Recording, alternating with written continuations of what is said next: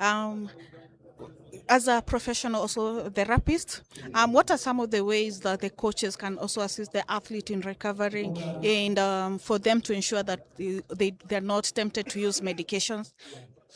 Yeah, first and foremost, I think I would just love to encourage our coaches. First of all, to train to be a coach. You have to train to be a coach. Don't just wake up and say you want to be a coach, or you are subjecting these athletes to training without you yourself getting the training, the skills, the competences that are necessary, and the experience that is necessary to be able to guide our athletes. And secondly, we are trying to help our coaches to adhere to the principles of training so that just give the athlete what the athlete is able to do, assess the fitness level of this athlete so that the kind of intensity that you give the athlete is adequate to the level where the athlete can be able to manage. Allow the natural adaptation process to take place, because then the body has to build itself to that level, and also at the same time ensure that the athlete gets all other components in terms of nutrition and proper therapy in terms of training for recovery is very, very important, and proper hydration. It's also very, very important. So once you put all those components in place, the performance will automatically come. Yep. Thank you so much. That was Dr. Martin Yauma telling us about the process the athletes have to undergo before being cleared for Commonwealth Games and how they can recover after their training session to avoid overuse of the muscles and the body and assist the body recovery. Over to you as we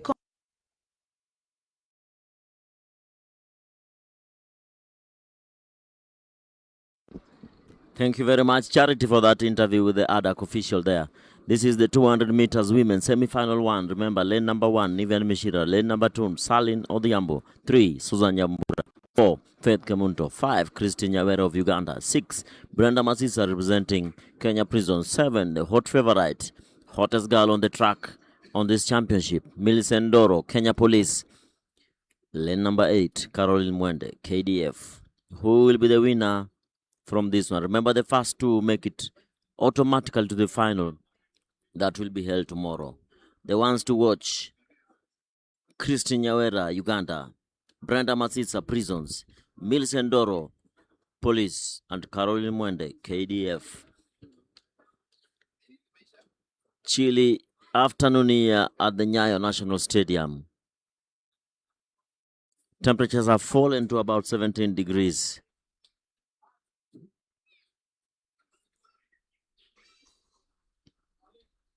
But irrespective of how the weather outcome, whether it falls to 14, 12, or 9, we'll be live, bringing you all the action live here from the Nyayo National Stadium, Nairobi. Remember, this is the national championship and trials for the Commonwealth Games. Semi-final number 1, Millicent Doro, hot favorite, will be lining up in this one in lane number 7. Who will be second to Millicent Doro? That one is not known. But Brenda Masisa and Christine Nyawera will be fighting it out for that chance to be in the final. Millicent Doro, lane number 7, just adjusting her blocks. Remember, she ran 11.41 seconds in the semifinals of the 100 meters. Had a small talk with her there at the call room, and she told me she really wants to run a sub 11. 40-year-old from Kenya Police with lots of experience, having gone to 3 Commonwealth Games, aiming for the 4th one. But she has to do it right here at Nyayo in the finals tomorrow. It's Millicent Doro, lane number 7. 6, Brenda Masisa, Kenya Prisons. 8, Caroline Mwende, KDF. Christine Nyawera of Uganda. the CAF referee Susan Nyambura in lane number 3. Who will be the winner? On our screens is the favorite for this championship, Millicent Doro. Bib number 628 from Kenya Police. And she's not just running for Kenya Police. She is a police officer. When you find her out there, she will be in uniform. Most definitely. When you find her in a police station near you in Nakuru, she will be donned in the Kenya Police attire, doing her duties. This is the first semi-final of 3. First two to cross the line. Make it automatically to the final. Who will it be? Will it be Millicent Doro living up to the billing? Or will Brenda Masisa cause a disappointment? We wait and see as they go on their blocks. Lane 7, the one to watch.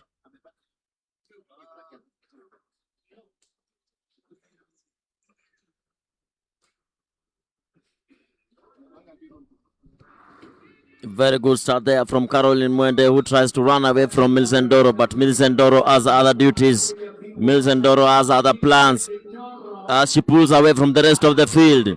Nyawera trying to run there into second position, but Brenda Matsisa says, I am not leaving this one for you. Millicent Doro ahead 10 meters ahead, running in a time of 22.92 seconds.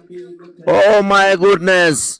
22.92 seconds into a legal wind of minus 1.0.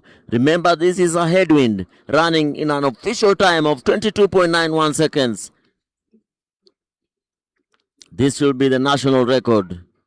Millicent Doro runs into a new national record of 22.91 seconds as Brenda Masisa takes the second position. Nyawera from Uganda settles for third. This is a new national record from Millicent Doro. 22.91 seconds. I think she will run a sub 10 very soon. The 40-year-old police officer takes the show here at the Nyayo National Stadium. 22.91 seconds. What a run. What an amazing run from Millicent Doro. This lady is destined for greatness. Age is just but a number. As we head over to the second semi-final of the women 200 meters.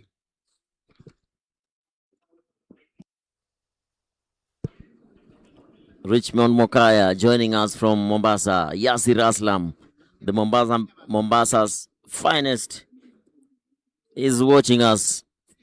Not in Mombasa, but from Nairobi, Riverside Drive. So is Vera Rore watching us from the UN headquarters. Collins Omae watching us from the United States. Good morning, Collins Omae.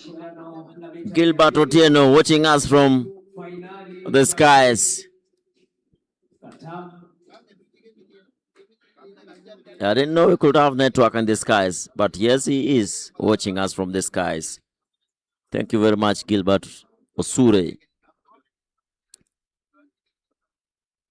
We are watching this live at the Nyayo National Stadium. Emmanuel Nuagaba watching us from Uganda. Thank you very much. Thank you all viewers. Remember, this is courtesy of Kenya Commercial Bank. Second semi-final, women 200 meters. Naomi Chemgetich, Sheila Mahungu, Rita Adhiambo, Lillian Diana Oko, the Olympian Lucia Williams, Eunice Kadogo, former African silver medalist in the 100 meters, and Jacqueline Adoyo of Kati Technical Training Institute will be running in lane number 8. The ones to watch, the Olympian from South Sudan, Lucia Williams, lane number 6. Lane number 7, former silver medalist in the African Games, Eunice Kadogo. Lillian 5, Lucia 6, Eunice Kadogo 7. Who is going to take the honors and join Milson Doro in the final? Let us wait and see.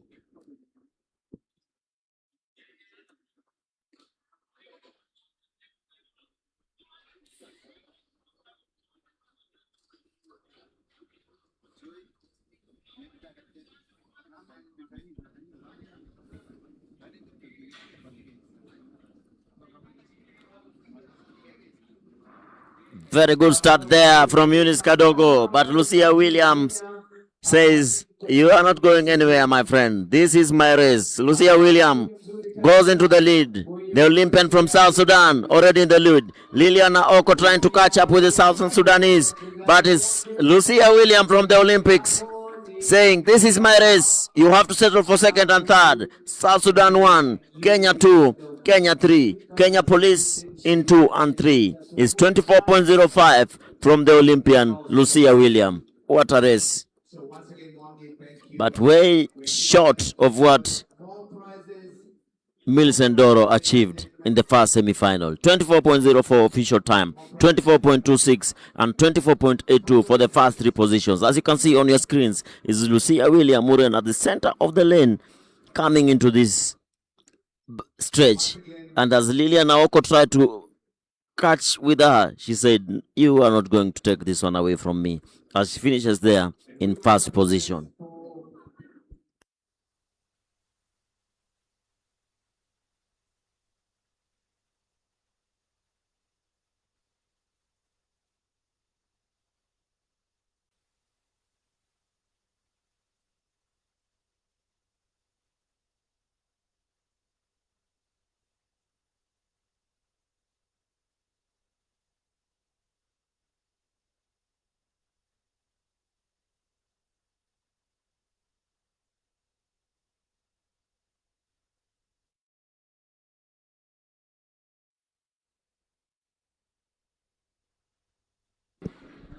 As we go now into the third and final semi-final, where we have Bright Munyao, Ivan Mwangala, Beatrice Machoka, Faith Bukachi, Esther Mbagari, Monica Akulu, and Ida Viola representing Nyanza North. Edna Nyaboke missing in action in this particular one. She was supposed to run in lane number 2, but from where I'm seated, that lane is empty. Edna Nyaboke Ogendi missing in action. And the winner, 25,000.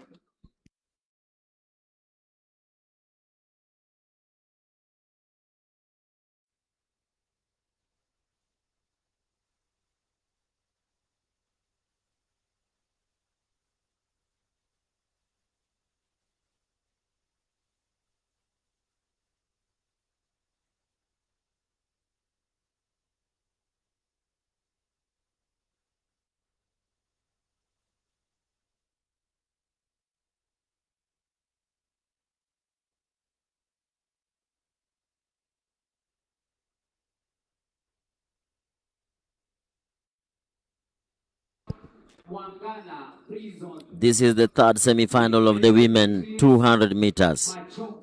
Nyanza North. Lini ya 5 Faith Bukachi wa Majeshi. Lini ya 6 Esther Magari Magereza. Lini ya 7 Monica Joan Cherono watching live says go kudos. SFT Channel Kenya live from Lodwa. Mtachorel live from Kitale. Thank you very much, all our viewers. This is coming courtesy of Kenya Commercial Bank and Athletics Kenya.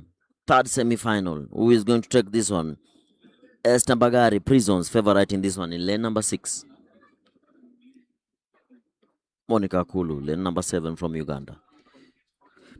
And Faith Bukachi, lane number 5, KDF.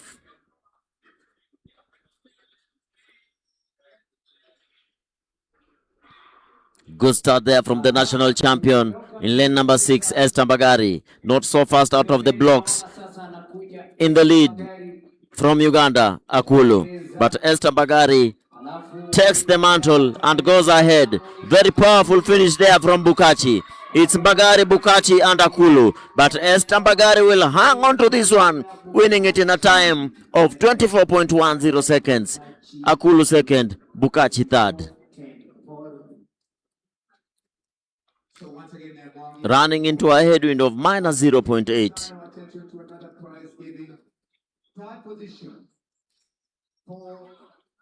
What a race. What a race in the 200 meters. Women semifinals. Remember, semifinals are the hardest races to run because in the 3 semifinal, the first 2 to cross the line automatically qualify for the final. So everybody is yearning to be in the top 2. Everybody guns down the other just to be in the top 2. Esther Bagari just proving her prowess, coming out fast in this particular semi-final.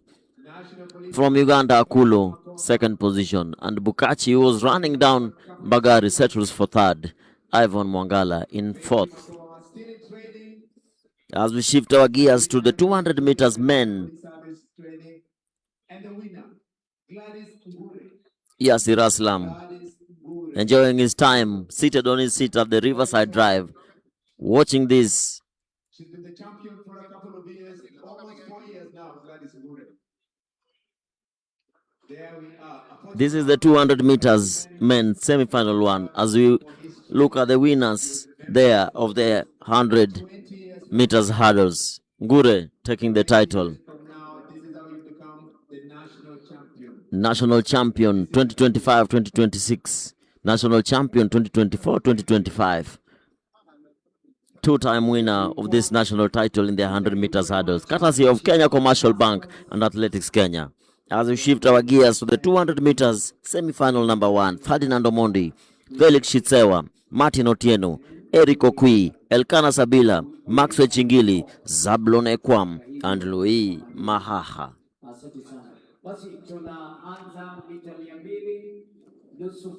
Zablon Ekwam will be lining up in this one in lane number 7. The fastest out of the hits with a time of 20.84 seconds. And remember, he jogged all this from the 50 meters with 50 meters to go. Jogged this time. What is in store for us? Will he run at sub 20.4 or will he run just to make it for the final? We wait and see. Ekwam 7, Sabila 5, Maxwell Chingili 6, 5, 6, 7, Prisons, Nyanza North, KDF, and the under 20, the athlete in the who won the 100 meters under 20 trials, Louis Mahaha in lane number 8.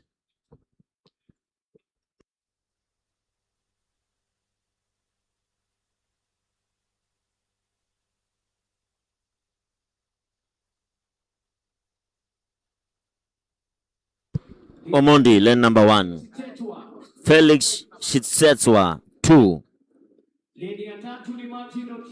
Martin Otieno, lane number 3. Eric Okwi, lane number 4 from Uganda. Elkana Sabila, Prisons, lane number 5.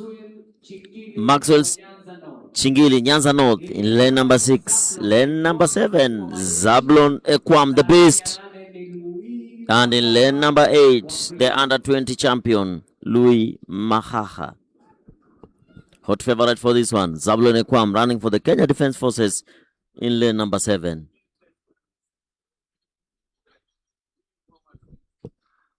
All this is coming live from the Nyayo National Stadium, courtesy of the Kenya Commercial Bank.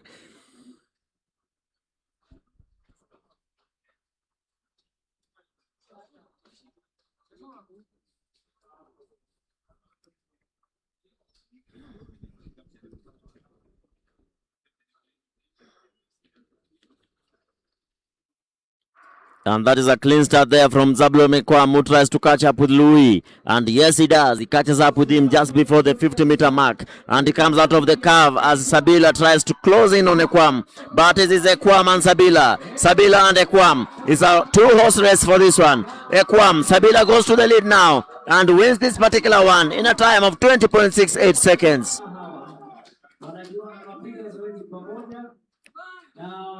Sabila just times his run and wins this one in a time of 20.68 seconds. Officially 20.66 seconds. Ekwam 20.72. Maxwell Chingili 21.35 in third position. Well calculated run from Sabila. Very well calculated as he came to run in the backstretch. Bouncing around as Ekwam tried to chase, but Ekwam had other news. Wins this one in 20.66 seconds official time in a legal wind of minus 0.5. On to the second semi-final. John Bosco, Simon Buru, Clinton Aluvi, Gregory Munyai, Kalistas Juma, Simani Regao, Ronald Koech, and Abel Mzee. This one is packed. And in third, and the winner for Hama Women, Nancy Kanini, National Police Service. National Police Service. Not as big as a hammer thrower, but she's very strong. Kanini, very strong.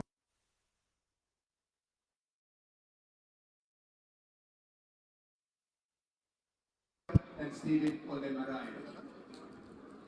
Sabila 20.66 winner of that first semi-final.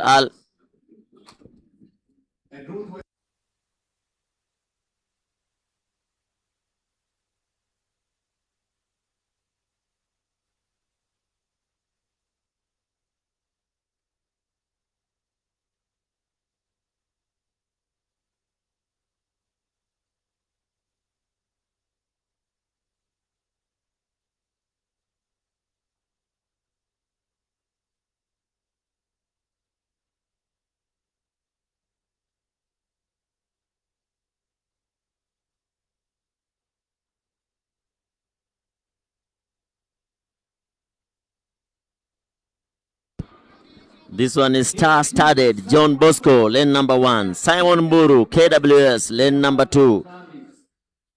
Clinton Aluvi, the African champion in the 100 meters, lane number 3, running for Kenya Police.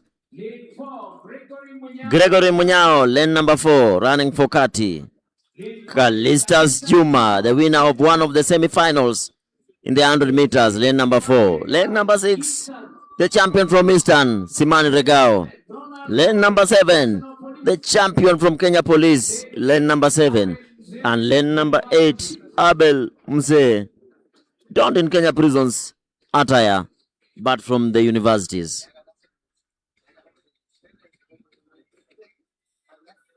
The first starting Kalistas Juma, lane number 5. Simani Regao, 6. Ronald Koech, lane number 7. Who is going to take the honors here? Is it Ronald Koech, Simani Regao, or Kalistas Juma? Koech and Juma, the favorites for this one.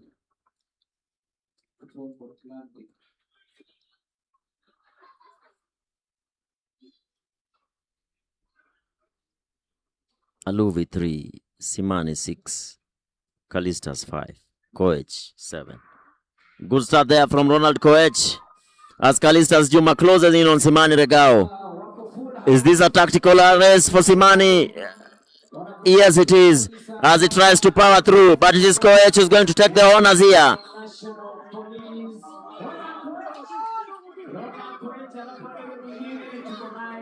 20.87. Koech wins this one.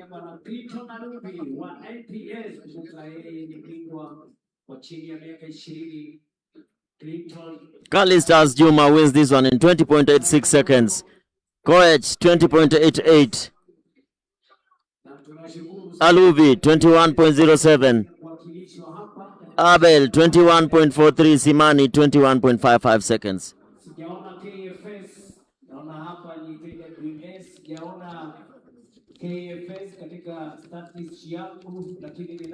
As we go into the third semi-final.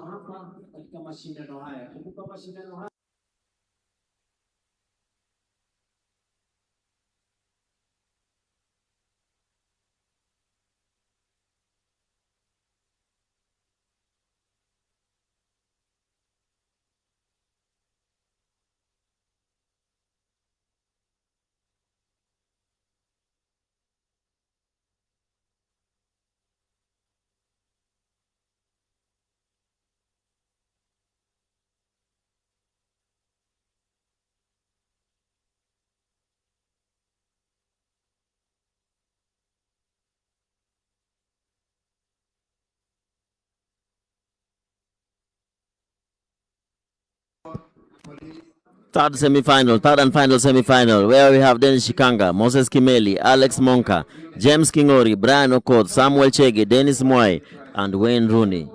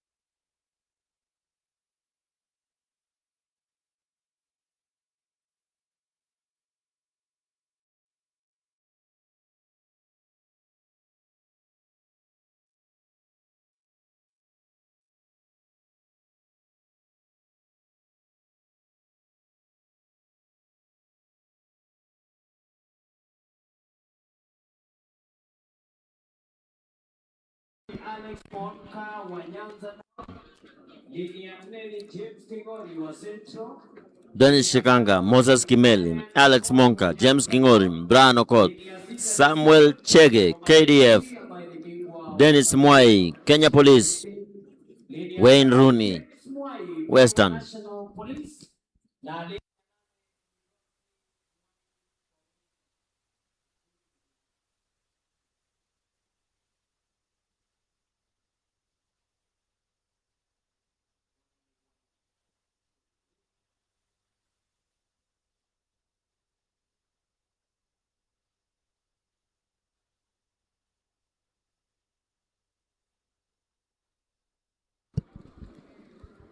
Man to watch, Samuel Chege and Dennis Mwai, lane number 6 and 7.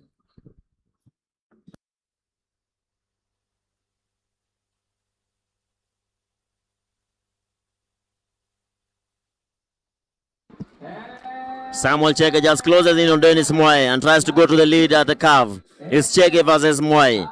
Chege versus Mwai. Chege goes in front, pumps his arms quicker, but Dennis Mwai hot on his heels.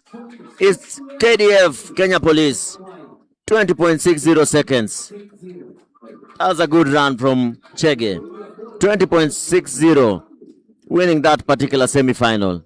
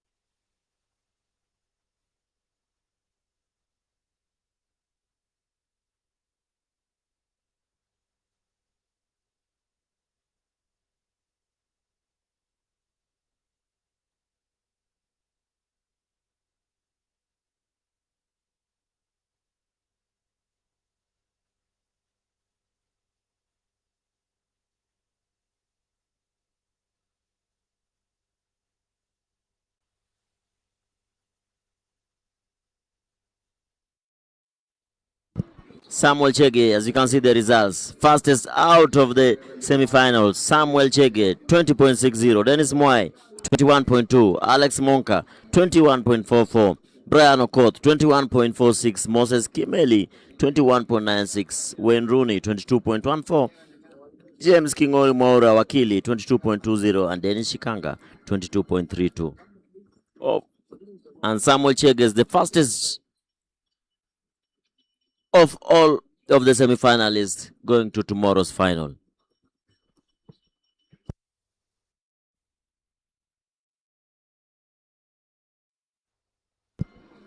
Charity, you can take us through the interview.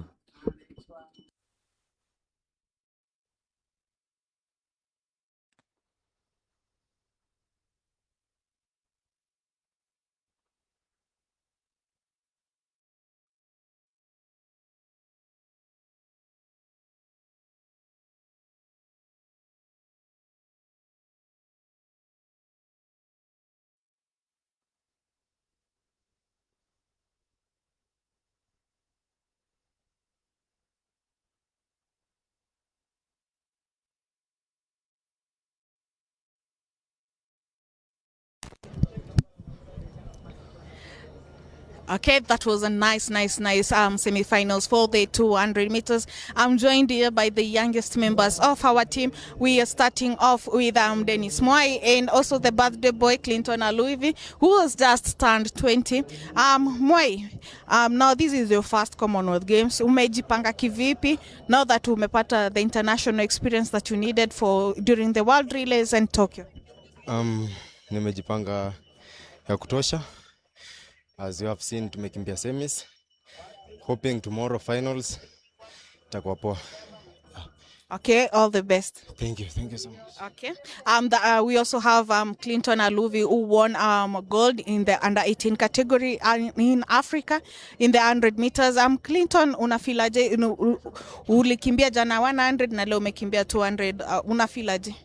Well, kwangu ni furaha cause since injury ndo wacha niseme a big event yenye nimekimbia. Nashukuru God, coaches, physio na marafiki cause wamekuwa na mimi since injury, na since mimi nimedouble na nashukuru God cause zote nimequalify kwa mpaka final, na thanks to God.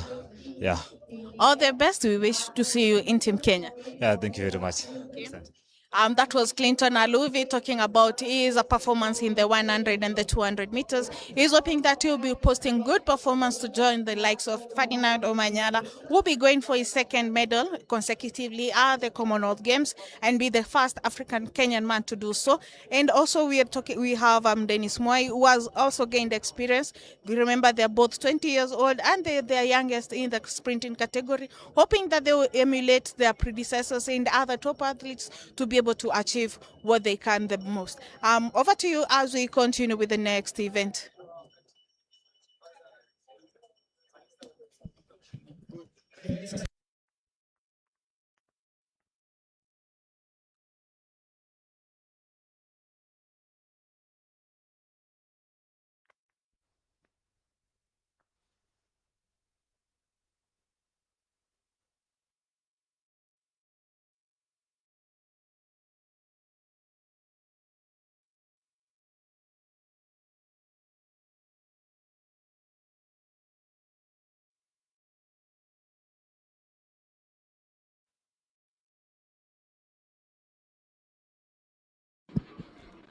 Events coming in quick and fast here at the Nyayo National Stadium. Up next is the men and women mixed relay, 4x400 meters mixed relay for both men and women. Thereafter, the 10,000 meters, 800 meters semi-final, then 4x100 meters. Charity, you can continue with the interview. What are your plans for execution to ensure that you finish among the medal brackets? Okay, first I want to get into the team, and I just want to enjoy every race that I'm doing. And it's not all about me, it's all about Kenya, because that race carry like a lot for us. So it's not all about Samuel Chege going there, just now the best that we are presenting our country. Yeah. Now, what are you going to be focusing on for your training after? Hopefully, you make it to Team Kenya. Okay, tomorrow finals, just want to be composed, and execute my own race. I have like fast guys ahead of me or behind me, but me, I'm not worried about anyone. Just that I want to do my race, and if I make it to the team, it's like I'll be happy to present my country. Yeah. Thank you so much and all the best. Thank you. I appreciate it. Okay, that was Samuel Chege saying that he's hoping that tomorrow he'll be able to be among the finalists that will be competing for at the limited slot of 49 athletes that are going to be making it to Glasgow, Scotland for the Commonwealth Games. Over to you as we continue with the next event.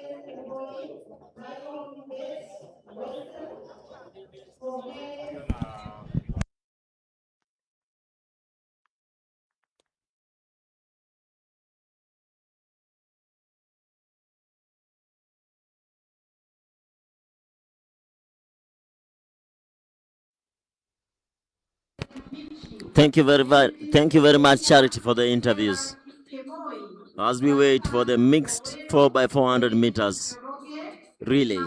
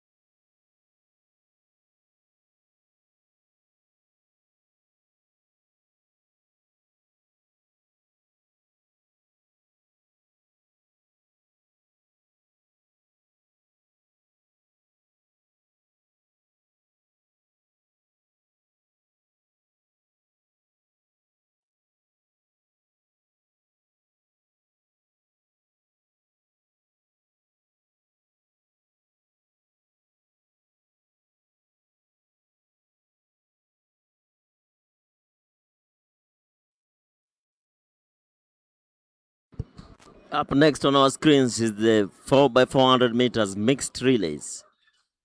Western, NYS, Nairobi, KDF.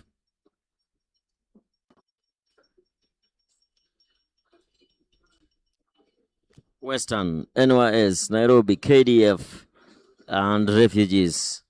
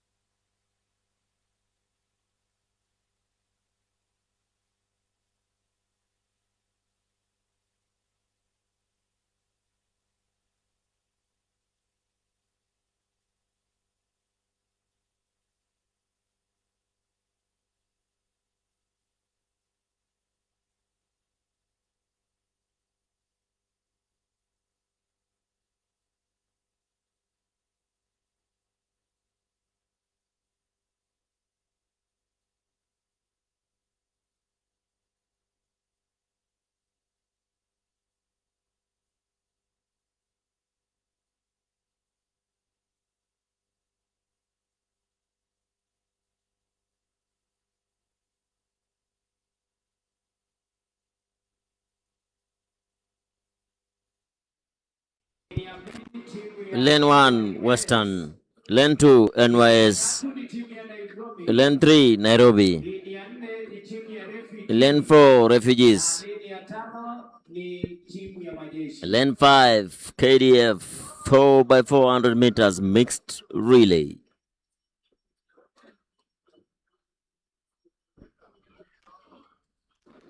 KDF lane number 5, Refugees 4, Nairobi 3, NYS 2, Western 1.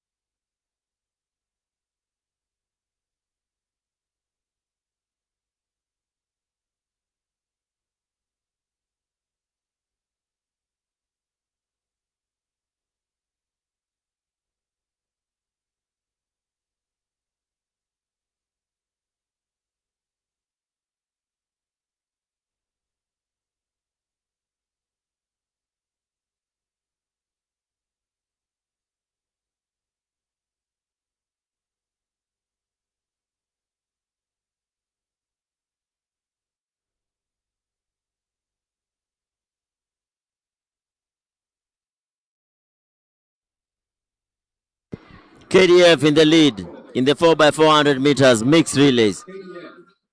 KDF number 1, Nairobi 2, Lanoli Naoko doing this for KDF in the lead.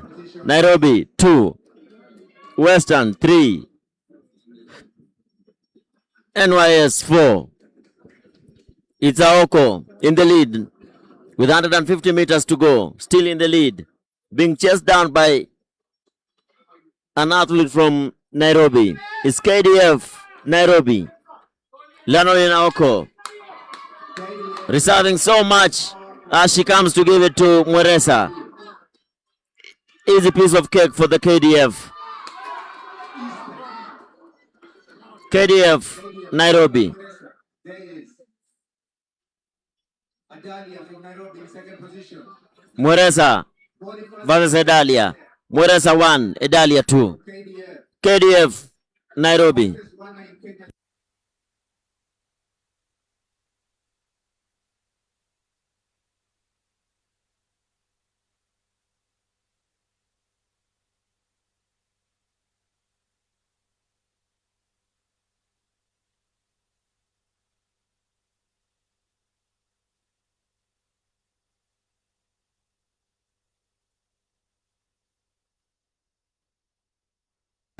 Mweresa gives it to Masia Kech. Nairobi, second.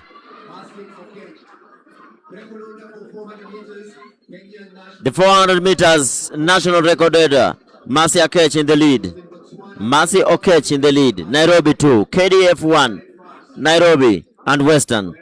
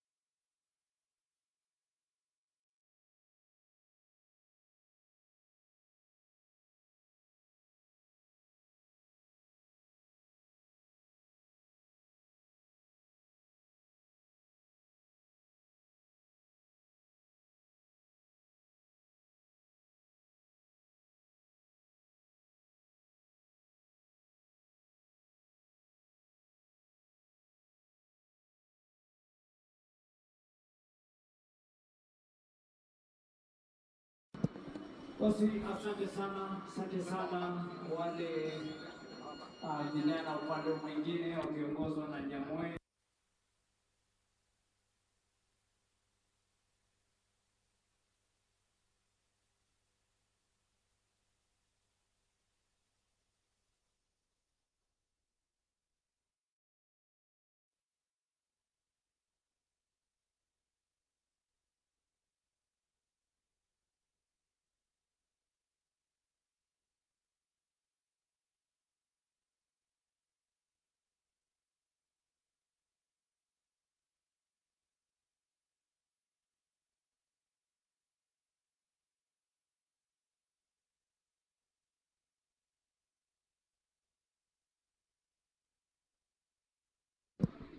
Second semi-final of the men of the mixed 4x400 meters. Second semi-final.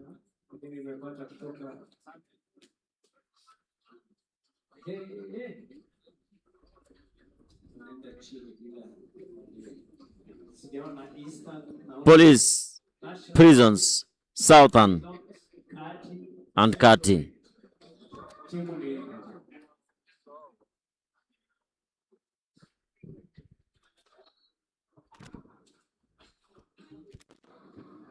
Police in lane number 2, Prisons lane number 3. That's where the action will be coming from. Favorites for this particular race. Police 2, Prisons 3.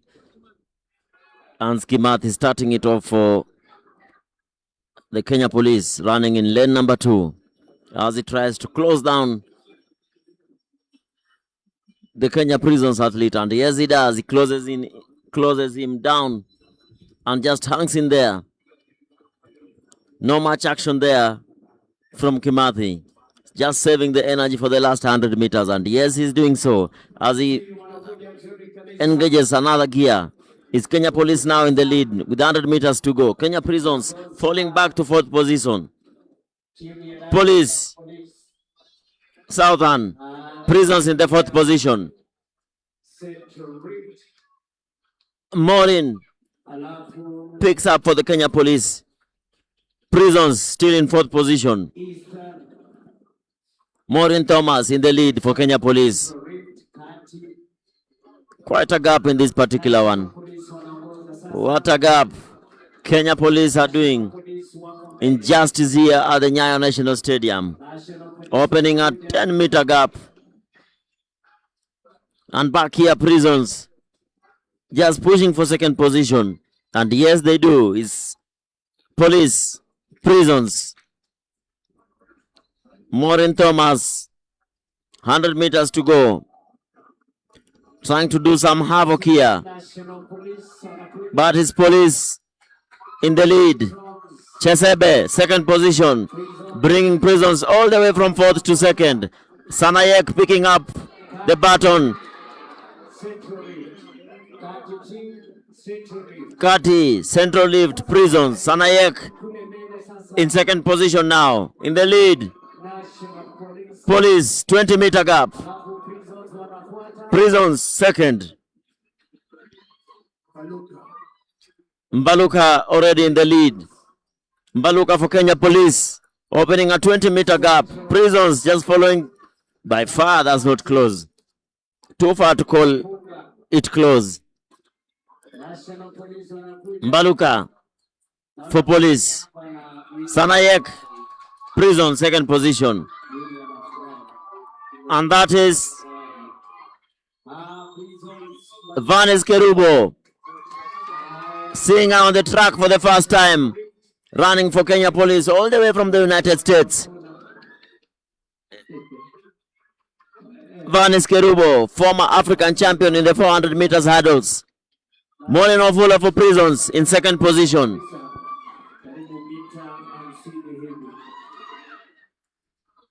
Really changed this one.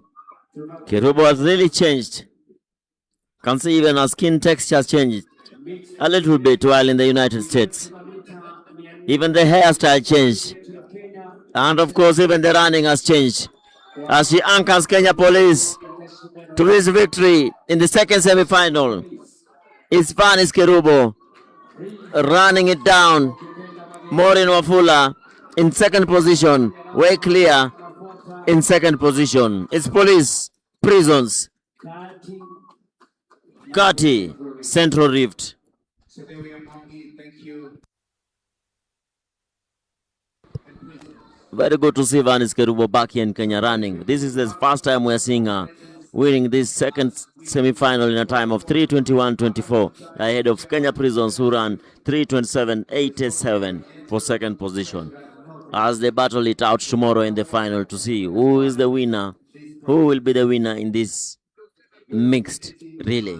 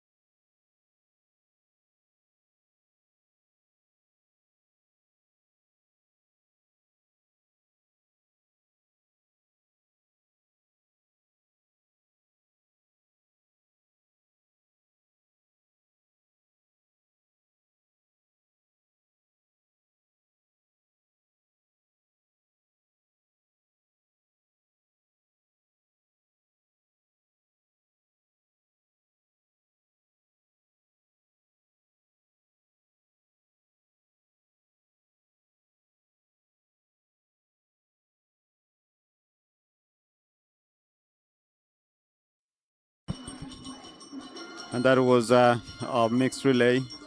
And of course, we are now going into the next event. It's good to see Maureen Thomas. She is back running in the National Police Service team. And we are here at the Nyayo National Stadium, and of course, some fans there comprising of Kenya Defense Forces, National Police, KWS, Kenya Prisons. They are all trying to entertain fans here who are following keenly the athletics events here at the Nyayo National Stadium. They are happy, of course, moving from one side of the stadium to the other side, making sure that the fans are really enjoying this event. We are now preparing for the next race, that is the 10,000 meters men's final. And we have two finals, and of course, you know, for a man to finish that race, we have the record stands at 26. So we're running in a high altitude in Nairobi. You can run about 28, 29, 27, 28, 29. It depends with how these athletes will be running. So we have two finals. One containing of 26 athletes, and the second one will also contain 26 athletes. Remember, these events has drawn athletes from all the 12 regions, Athletics Kenya regions across the country. And then we have the discipline forces, that is the Kenya Police, the National Police. We have Kenya Defense Forces, we have Kenya Prisons, and universities. And then we have the guest, they're called guest affiliates, that is the NYS, Kenya Forest Service, and the Kenya Wildlife Service. So that brings everybody on board, making sure that we have the best team. Remember, the regionals happened sometime 2 weeks ago to make a national team, and that is why they are all here to compete for places. I believe today we are going to end in good time. As you can see on the screen there, those are the entertainers drawn from Kenya Police, Kenya Prisons, Kenya Defense Forces, and NYS, among the other forces, entertaining fans there, making sure that you don't get bored when you are waiting for the next race.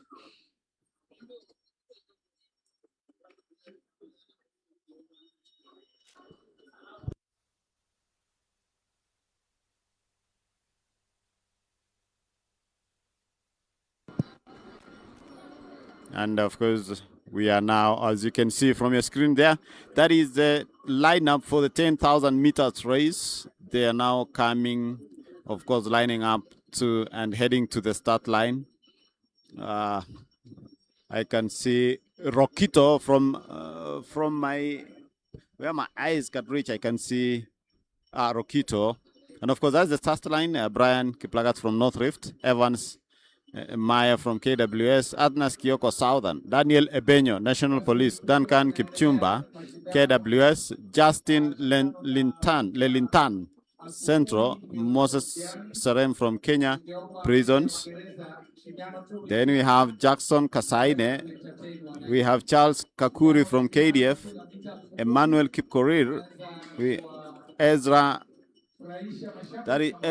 Yagan, Kipkoech Nif from Nairobi, Peter Meitiaki from NYS,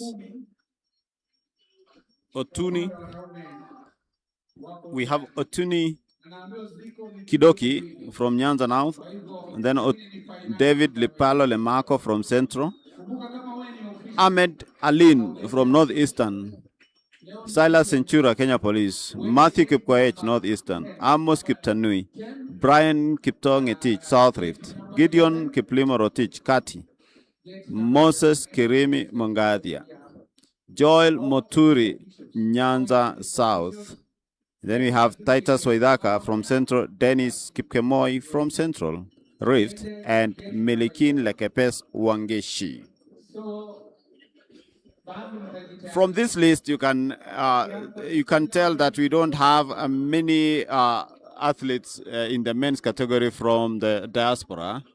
That tells you that a boy child needs to really work hard here, because we've seen many girls from the from the universities, and of course that is Simiu there, appreciating fans there. He will be lining up for this race. That is Ebenyo Simiu.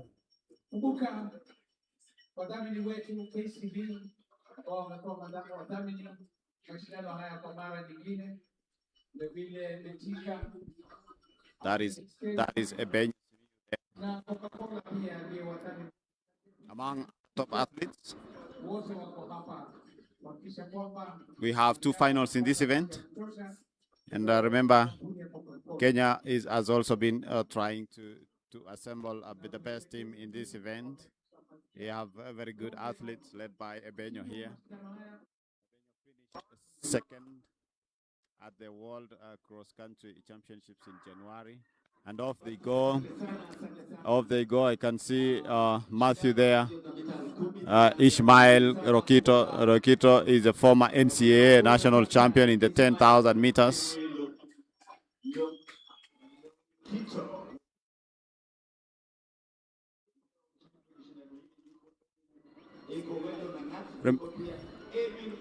All the way from the United States.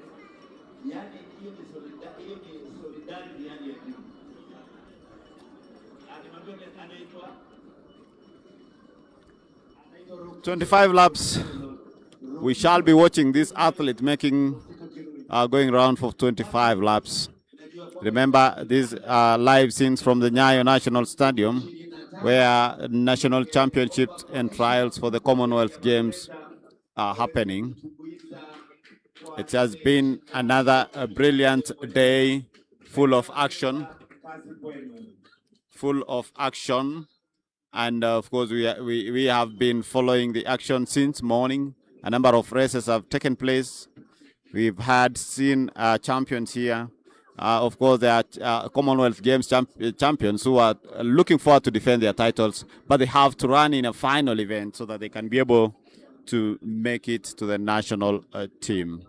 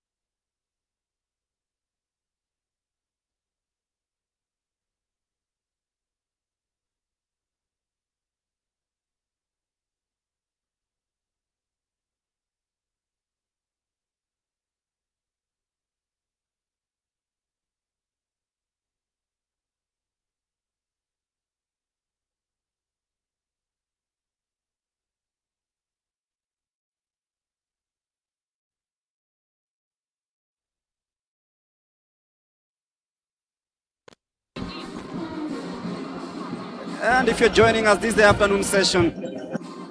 And this is the first of the two heats in the 10,000 meters men final. And the band making it louder and setting the mood here at the Nyayo National Stadium. And this is the day we know who becomes the national champion over the 10,000 meters. A very rich field of athletes here. Ishmael Rokito, Daniel Simiu Ebenyo, Moses Serem, Emmanuel Kipkorir, just some of the names that we'll be watching out right here at the Nyayo National Stadium. The temperatures have risen, highs of 22 degrees and expected lows of 16 degrees Celsius. It is 18 minutes after 3 p.m. East Africa time. In London, it's just about after midday. 25 laps on track as we expect the athletes to try and square out Athanas Kioko, as he likes it, leading from the front with just over 22 laps to go. The common name still packed inside that file. Remember, we'll be having two of these final because of the huge turnout. 26 in hit 1 and 26 in hit 2, that is the entry. As Athanas Kioko helps navigate through the fourth lap of this race. They've done it at around 4 minutes 46 seconds, so it's well within the parameters, and we expect the race to be getting even tighter as the laps wear down.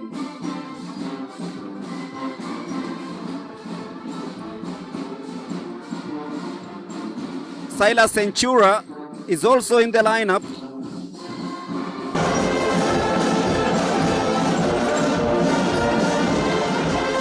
Kipkoech is also here, so this is quite a rich field, and we expect quite some tough action right here at the Nyayo National Stadium. So if you're joining us, this is the 10,000 meters heat number 1 of the final. There'll be 2 of these, and it will be about the rankings and timings posted after crossing the finishing line.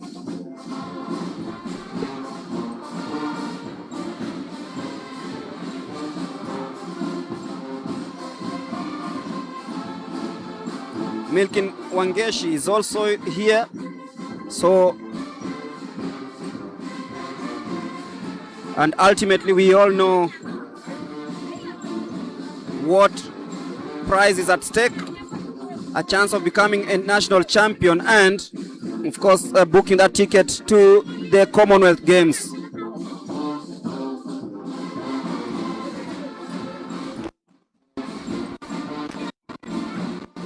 Completing the 5th lap.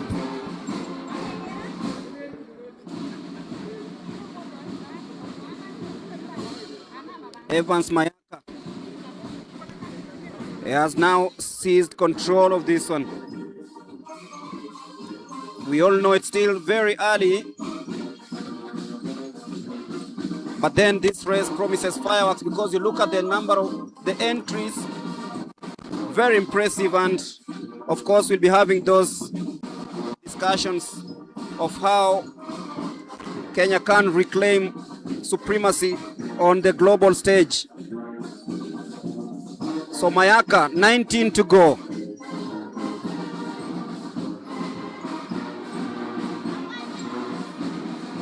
See no sight of Dennis Simiyu Ebenyo yet. He's still inside there. And that is Silas Centura of Police.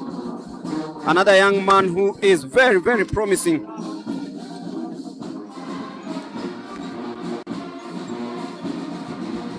He's only 19, but has the potential of becoming a global star, and it might start with this now. Daniel Simiyu on the outside, and Silas Centura. The 2 represent National Police Service.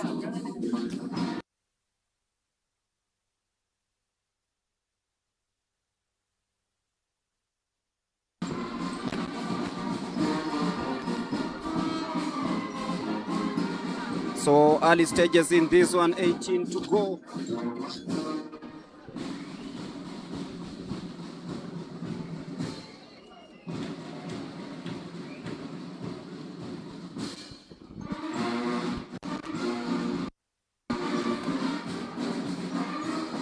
As we wait to see who will be reigning supreme in this one, as we earlier stated, Kioko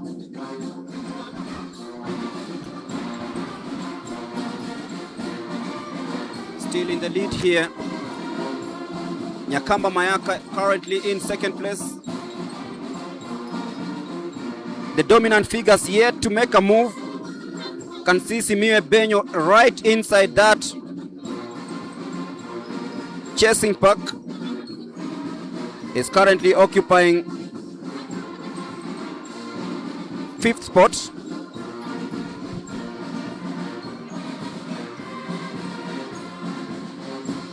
Of course, him and Centura, that will be a tight contest, and as you can see, it's slowly shaping up. Mulemi, look at Rokito, Matthew, Lokir, and Ebenyo. Those are the athletes to watch in this race. And another gear has been engaged. I normally tell you that these athletes have different gears to engage. And I think the pace has now gone up, and that is why you'll start seeing a line because of the fast pace around that race. Because they are now running fast. Of course, as I've told you, mark the name Lokir. That is Charles Lokir from Kenya Defence Forces. We have Ebenyo representing National Police. We have Matthew. Matthew is also one of the top contenders. Those are some of the athletes you need to watch. And we have also Emmanuel Kipkorir, I think, from National Police. So those are the athletes to watch in this race. Good insights there from Bernard Rotich. And still early stages here. Navigating through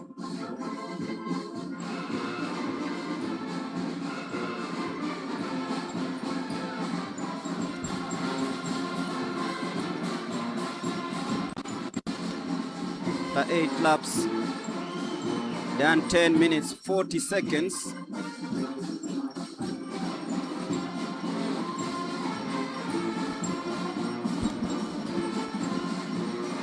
So it is still Evans Nyakamba Mayaka, Charles Karuti of KDF. He's still in there.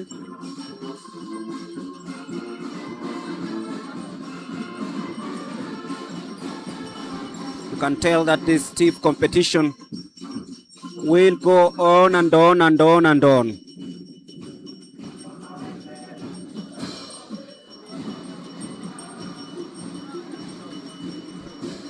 As they pointed out, Ishmael Kirui, Simiyu Ebenyo, Silas Centura, some of the athletes towards. Ishmael Kirui now sitting in 4th place.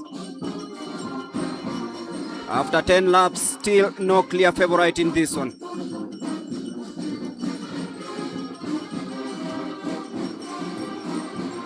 And you can clearly feel the field is getting hotter.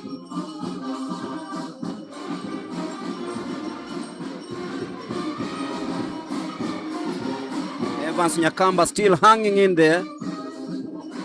Maybe he is pursuing. Matthew Kipkoech in 2nd place currently. And you will be witnessing some shift in the pace and performance of these athletes.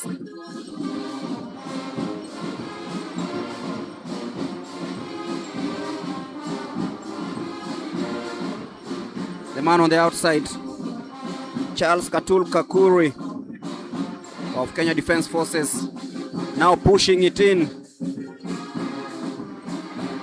After 11 laps, they've done in around 12 minutes 54 seconds.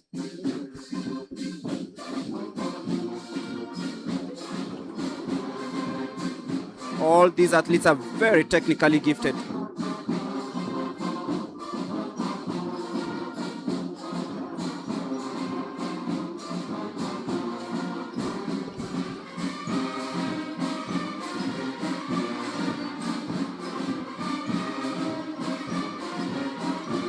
And now hitting the front for the first time is Daniel Simiyu Ebenyo.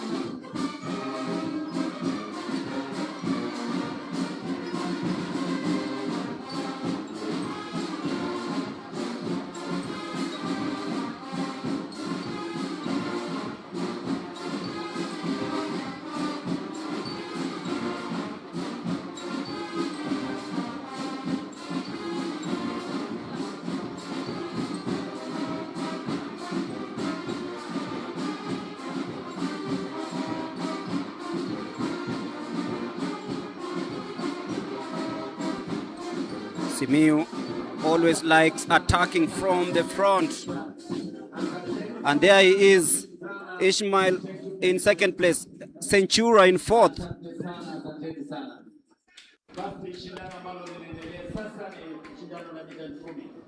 The leading current leader here is none other than the reigning African champion, Kevin Chetam, taking the lead. In that, also in that park, we have Ismail Kirui. There's also Ebenyo is there. There's also Welcome Kirui is there. So Kipsang, Simiyu Ebenyo, Centura, Ishmael. It was not a fluke. I'm here and I want a ticket to represent Kenya in the Commonwealth Games. So Kevin Kipsang, the 20-year-old, Silas Centura, 20-year-old, they're all there. The two who won the trials to the African Games. Edwin Kibet is also there. This is a very, very competitive field. Whoever blinks, then that is it. Edwin Kurgan. That is where is Edwin Kurgan now. Leading Kevin Chetam.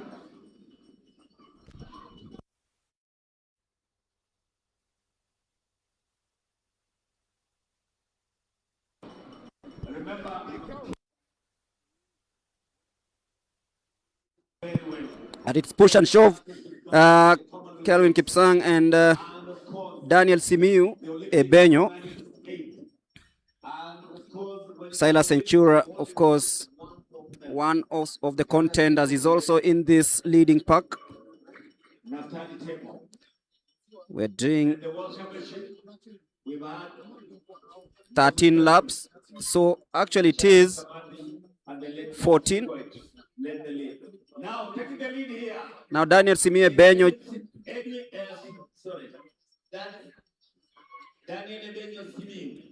Ishmael in second place. And the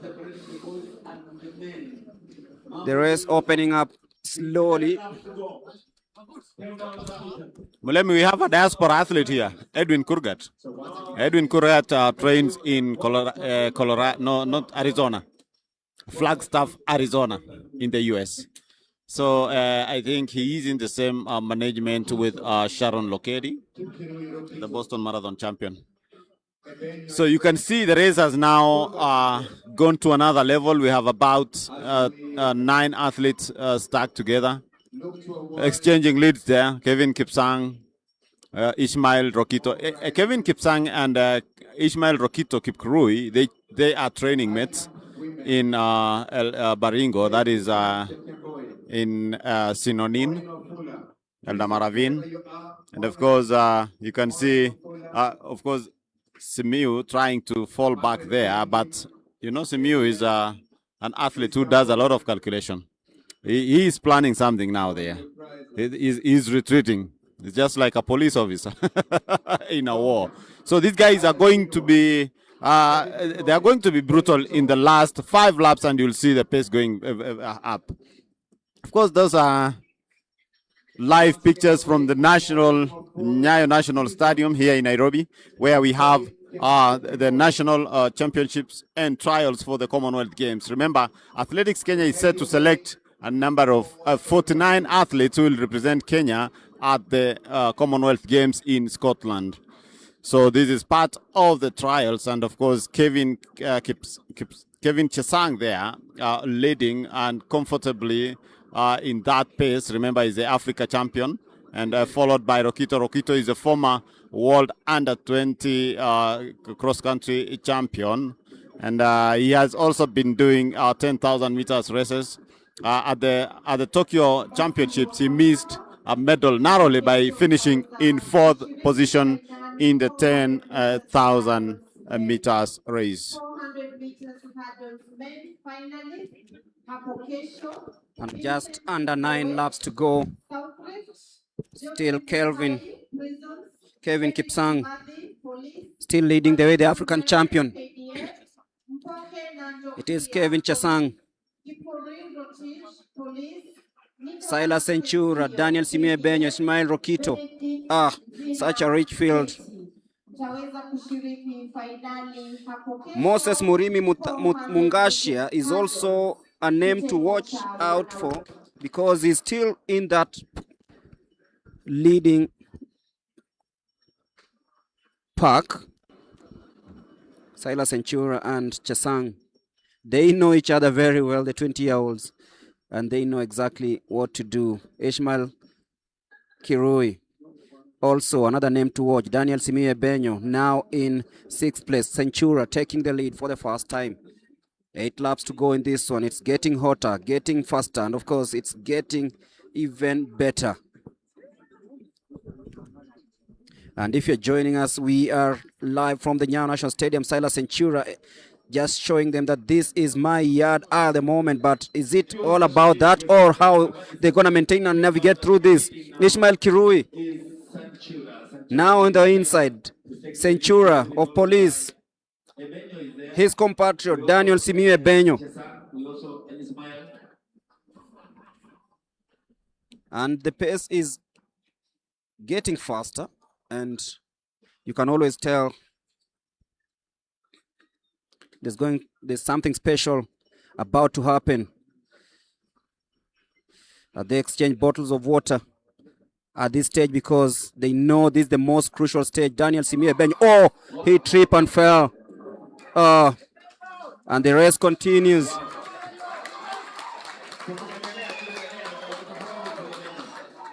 He was taking that bottle of water. He was tripped. I know it will be very difficult for him to catch up, but he's a strong man. Bernard, I know he'll catch up with the rest of the group, but he has to work hard to make sure that he keeps up pace with the rest. Yeah, of course, he has to up his game now, and he has to run carefully if he catches up with the team. But I'm told the young man you're seeing in red there is called Brian. That is the recap of the fall. That was really unfortunate. And of course, he is there with the team now. He has caught up with the leading group. And that is what happened in Oregon last time at the national trials, and ended up missing the Olympic Games because of the fall. So I think there's a lot of push there. And I'm told this young man in red is called Brian, and a brother to Ronald Ngetich, who is a student at Oklahoma University in the US. The guy in red. So, of course, 6 laps to go. Of course, athletes are crossing the line there. I can see officials trying to rush on the other side with water. You know, they're running when it's somehow hot now. And the pace there is now steady, and that it was advantageous to Ebenyo, who fell, and he has decided to run from behind the 6 athletes. Remember, they are all 7 athletes in the leading pack, and Centura is leading.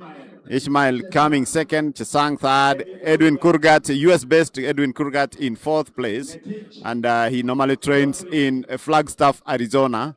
That is some of the part of the team that came from diaspora to come and compete at home. The goodness with those people who are based in the US, the school is ready to support you to go back home and represent your country. And that is why you've seen they're here in numbers. And of course, Kurgat is currently doing his master's. He's doing his master's in the US. And you can see there athletes trying to hang on. Centura still leading. Kurgat in 2nd place, followed by Rokito and Brian. Chesang there. And of course, Ebenyo trying to run from behind now, being careful and running from the outer lane. And it's getting interesting with 5 laps to go.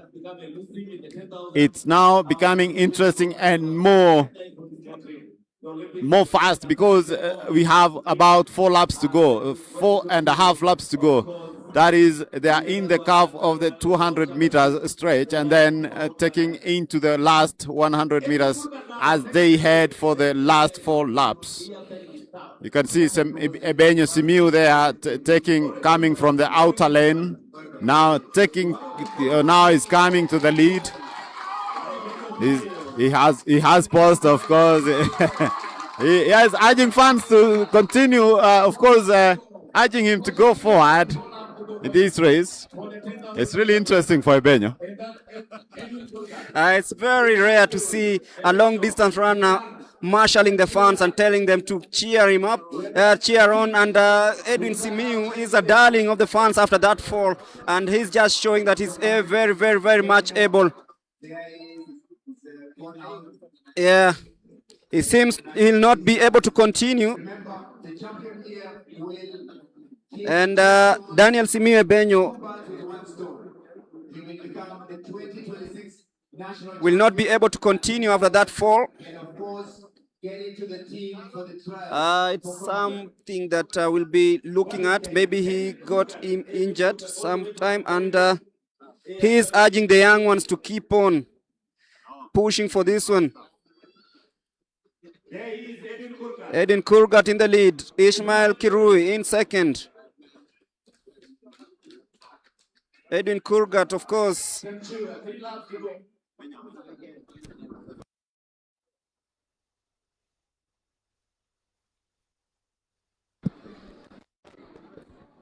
So Edwin Kurgat, the US-based athlete, as they've sliced the rest of the field, and it's now down to 3. The next of the late Paul College, Moses Tanui and Charles Kamal, who actually done very well in 10,000 meters. But we cannot also forget some of our international runners. Ebenyo seems to have been injured. I can see the first aiders are trying to assist him there, and he's walking comfortably. I hope he's okay.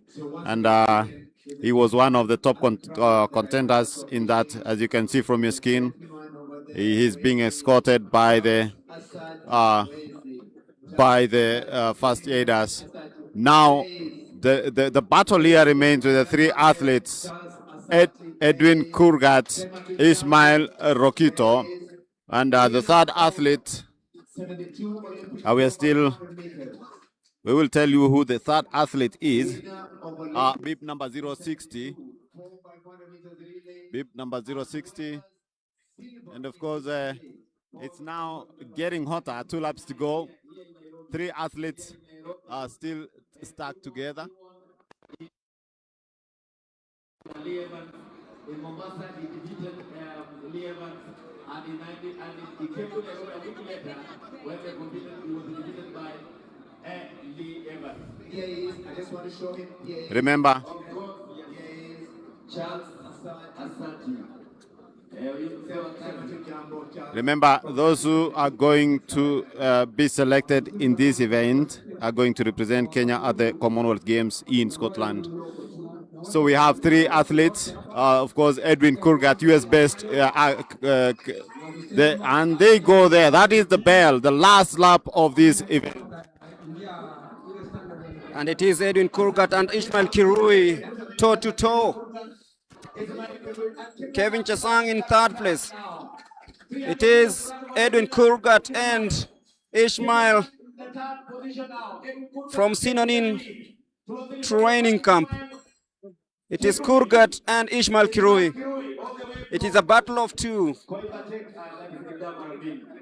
And as they navigate through that last lap into the 150, it is Kurgat upping the tempo. Ishmael Kirui checking by.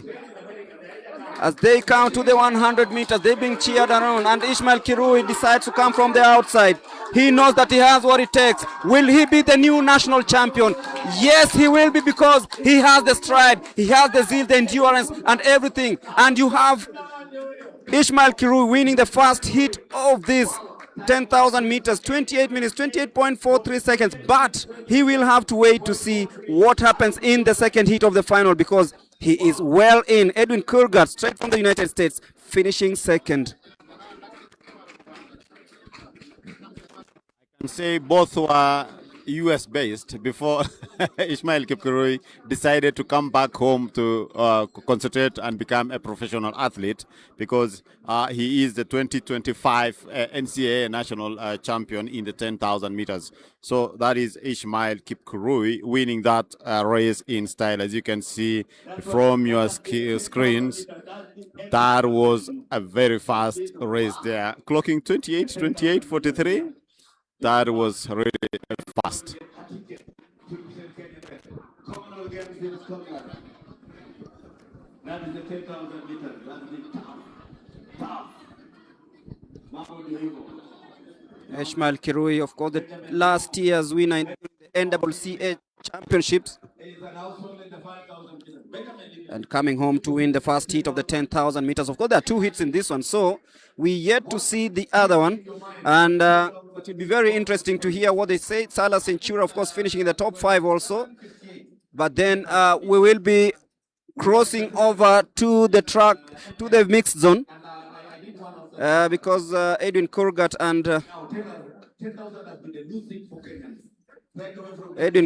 and Silas, rather Ishmael Kirui, will be speaking to Charity in a bit.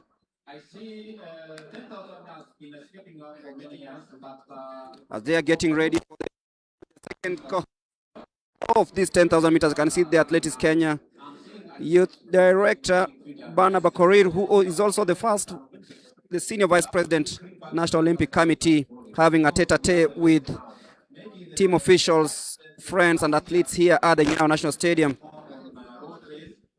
And it will be a minute or so before we get down to the trackside where Charity is. And I'm handing you over to Charity, speaking to the winners or the podium finishers in the 10,000 meters. Over to you, Charity. Okay, we are joined here by the 10,000 meters. Our finalist, we have Ishmael Rokito. Ishmael, unafilaje performance yako umeweza kumaliza ukiwa nambari ya pili? Na feel vizuri, ingawa jua ilikuwa sana, lakini tulijaribu our best, so we are still waiting to the other to see if kama nimeingia team. Thank you so much. I'm also joined by Silas Senchura. Senchura, umewakilisha Kenya pia, na saa hii pia hata kama umeweza kumaliza nambari ya 4, unafilaje kuhusu performance yako ya leo? Performance leo iko sawa kabisa. Nimeng'ang'ana yangu yote. Kama hiyo ndio results nakubali. Yes. Okay. Yeah. Thank you so much. All the best. Thank you. Okay.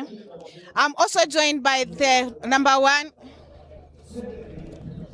Kwa majina unaitwa nani? Naitwa Edwin Korgat.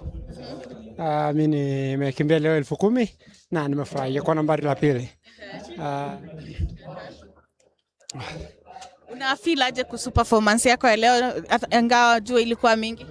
Najua tulikuja hapa waliweka 10,000 saa 9 mchana. In reality like hapo ni 10,000 inahitaji saa zile labda asubuhi kabla ikuwe baridi, kabla ikuwe joto sana, but ilikuwa sawa, nilifurahia. Nilipokuwa kule nilijua kuna hits 2 na nilijua ilifaa tujaribu tusukume masaa kidogo. Singekuwa na ile, singetaka kusukuma mapema, lakini nilingoja hadi wakati nilipojua wacha nisukume at least nikuwe nambari 1, 2 ama 3. At least ni secure hiyo spot yangu. Okay, asante sana na kila laheri. Asante. Okay.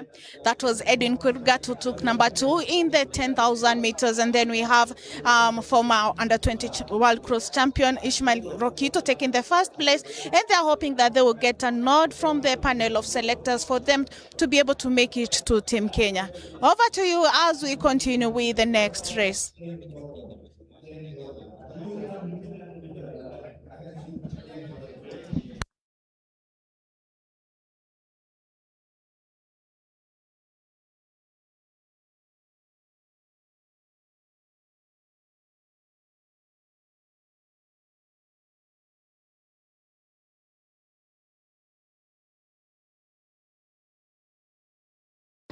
And now time for the second heat of this 10,000 meters men final. 28-28 is the time to beat.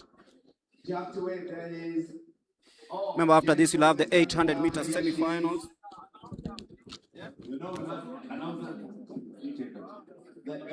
Before having the decathlon 1,500 meters, including the 4x100 women semi-final relays and the 4x100, 4x4, both men and women completing the day with the 4x100 mixed semi-finals.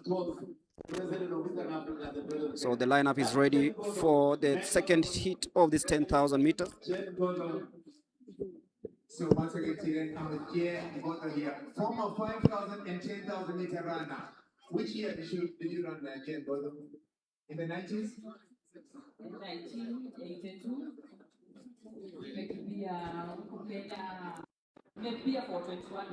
So we are ready for action. Another 25 laps, one winner. And the time to beat is 28 minutes, 28 seconds set by Ishmael Kirui in the first hit of this final. So they'll have to run faster, because if they don't, then we'll have a new national champion. That the unfortunate incident that saw Daniel Simie Benyo tripped.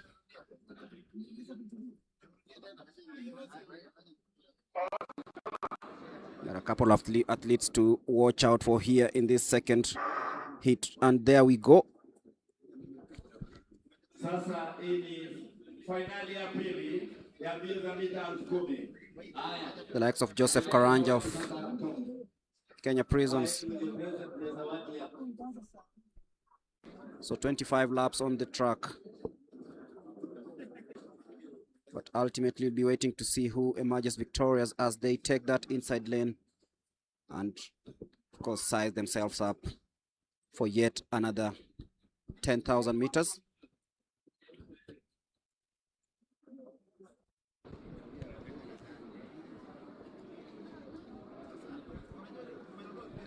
This is a race that promises good tidings. Remember, the winner in each category earns 25,000.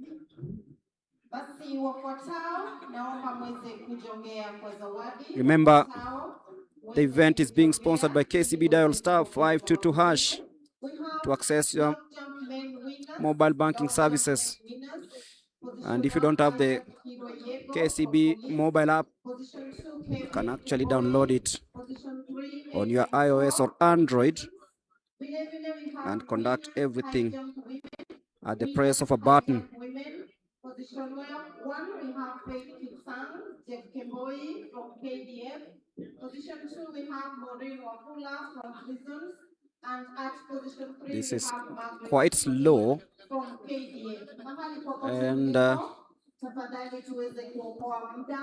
we'll be hoping that it gets faster as the race wears down. Likes of Boniface Keter, Peter, Shadrach Koech, Weldon Kipkuru Ilagat of Police. So once again, ladies and gentlemen, Some of the big names to watch out to. 2 finals for the 10,000 meters. Maybe they'll try and make or create some history here. Huge number of athletes for the 10,000 meters. DJ.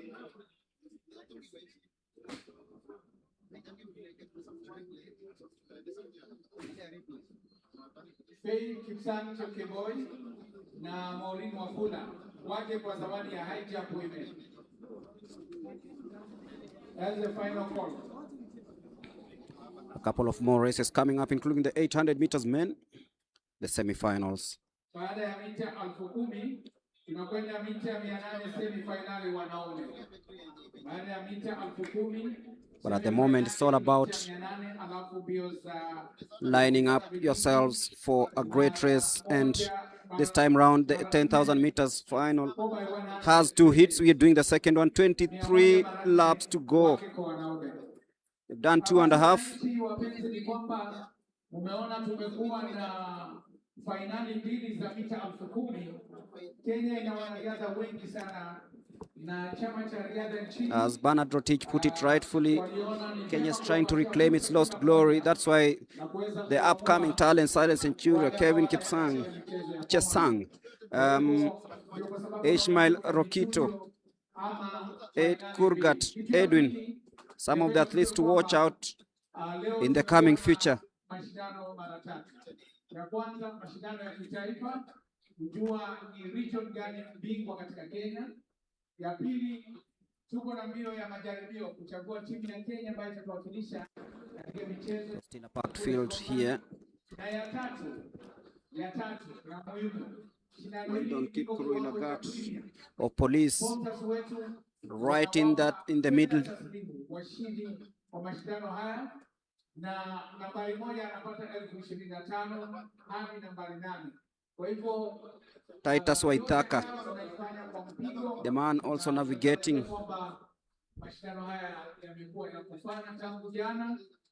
from the inside.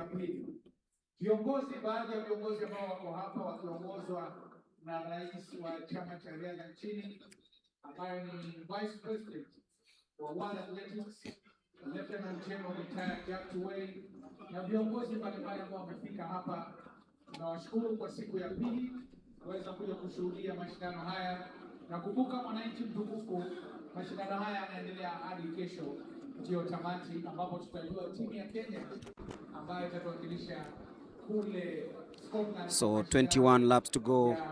They've done 4 and still it is very tight up there. 800 meters. 800 meters, men and women. To go to the ballroom. 800 meters, men and women. Head to the ballroom. Participants for 800 meters to go to the ballroom for the semi-finals of the 800 meters. DJ.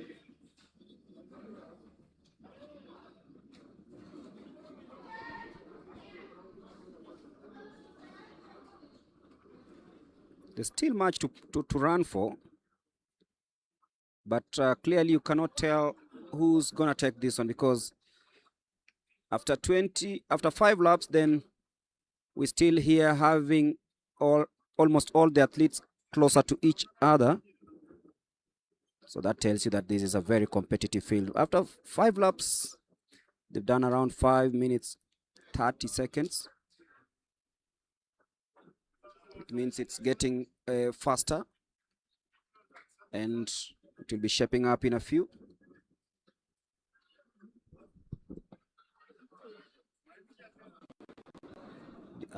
Despite the cold weather, they'll have to ensure that they quench their thirst.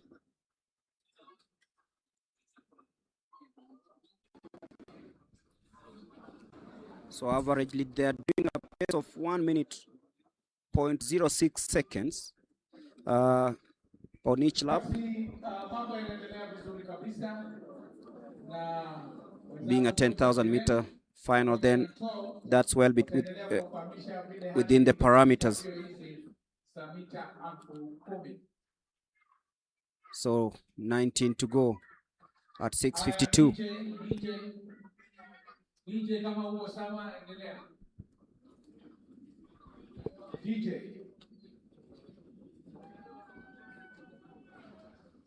Already you can feel the tired legs dragging way back as the more prepared ones try do something and keep up the pace. As you can see on your screens, Bethwell Kipsang of Central Rift currently holding that lead. It's going to be a packed one, because right now there are like 7 athletes trying to separate themselves from the rest of the pack, and the rest of the field will try and chase them up. So Bethwell Kipsang, born in 2002, he will be trying to hold on the lead.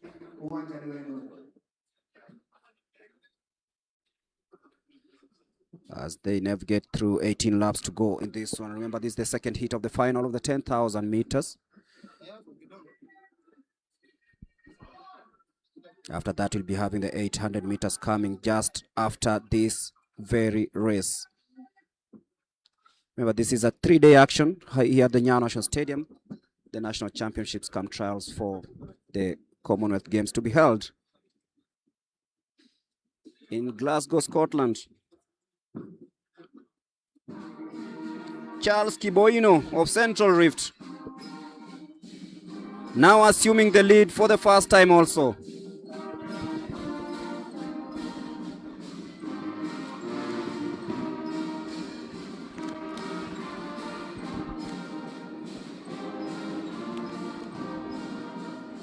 Also another 20-year-old,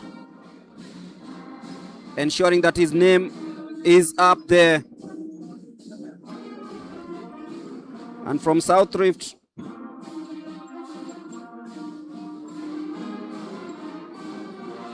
we'll be having Kevin Chesang. I'll be confirming that in a bit. But Charles Kiboino currently dictating the pace there.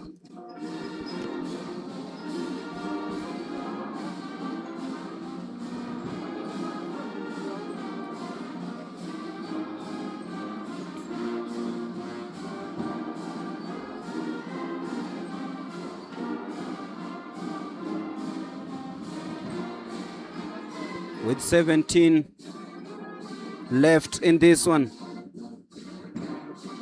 Charles Kiboino still trying to see if he can position himself well.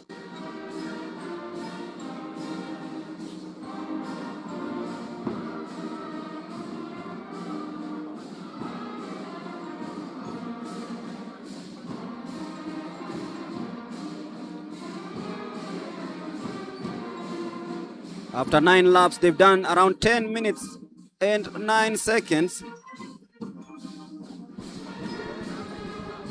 And that tells you that this is a race that is very, very, very hotly contested.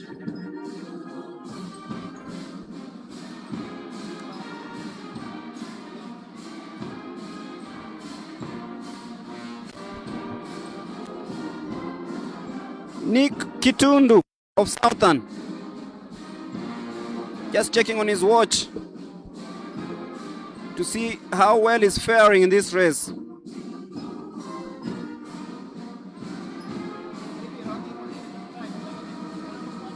It has slowed down a little bit because they'll be doing around 11:40 after 10 laps. So it is slowing down a little bit. That's Kitundu checking on his clock. There, they've done it at around 11:20.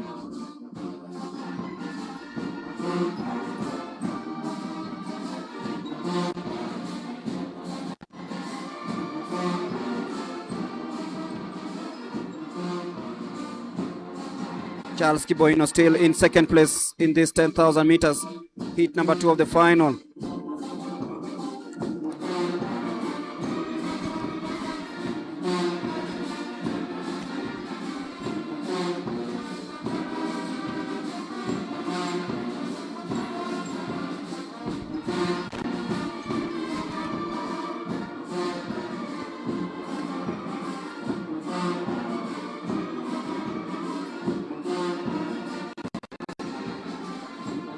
It's always pop and color when such events happen, with the prisons band entertaining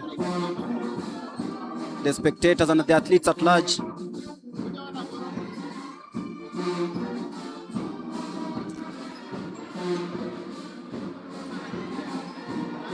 But Kiboino still hanging in there, the 20-year-old who trains at the Sinonin camp.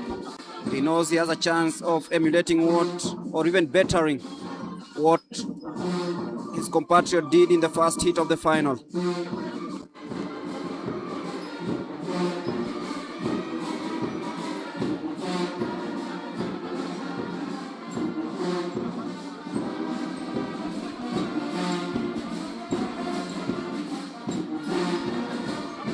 So the two in the current lead, Laban Kiptoo-Kosgei and Charles Kiboino.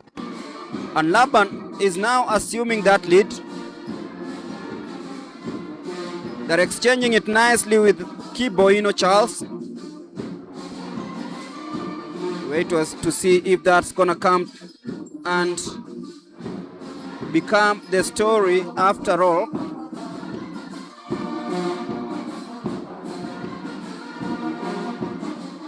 Kiboino and Laban Kiptoo.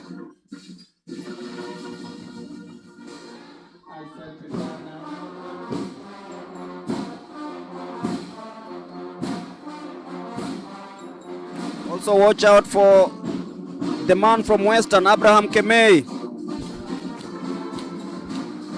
He is hanging in third place. Laban Kiptoo wants to quench his thirst. Will he get there? Yes, he does. Abraham Kemei still in third place. Charles Kiboino in second place. And of course, being led by Laban Kiptoo, Abraham Kemei in third place.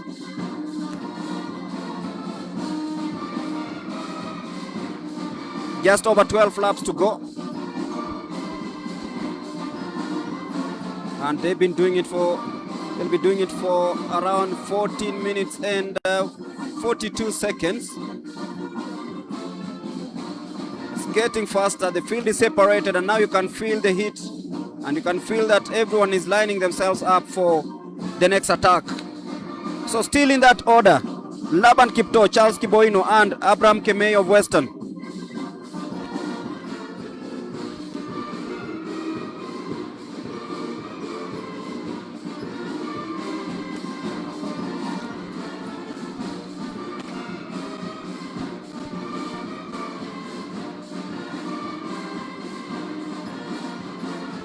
So we are halfway in this race, and it was done in 14 minutes 20 seconds. So projecting around 28 or 29 minutes. This one. Remember, Ishmael Kirui won the race in a time of 28 minutes 28 seconds. So they are well within the timings. And Laban Kiptokos Gay, they've taken this lead way too early, because it's almost half of the race remaining, but they seems like they've decided, let's go for this.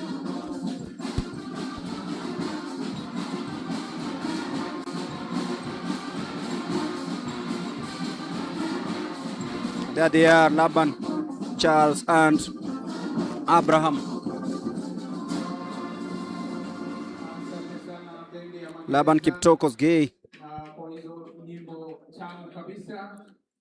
Just showing the stamina to see this through. Interestingly, the two are 20-year-olds. Kiboino, the 21st of December 2006, with Laban also another 20-year-old born on the 9th. Actually, they're both 19, so they'll be celebrating their 20th birthdays later on. Abraham Kemei seems to be the more experienced, born in 1999.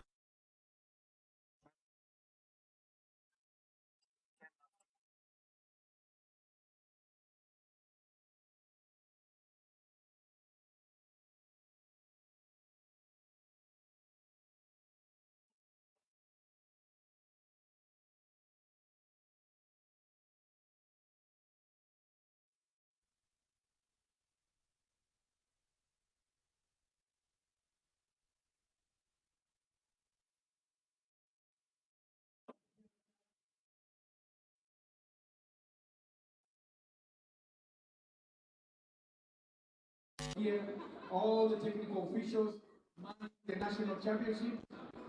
7:30, we should all be here at Nyayo National Stadium. Na vile vile wachezaji saa 3 kamili tunaanza. Remember, this is a World Athletics accredited event, sponsored by KCB. Dial star 522 hash to access your mobile banking and other services. Also, you can download the app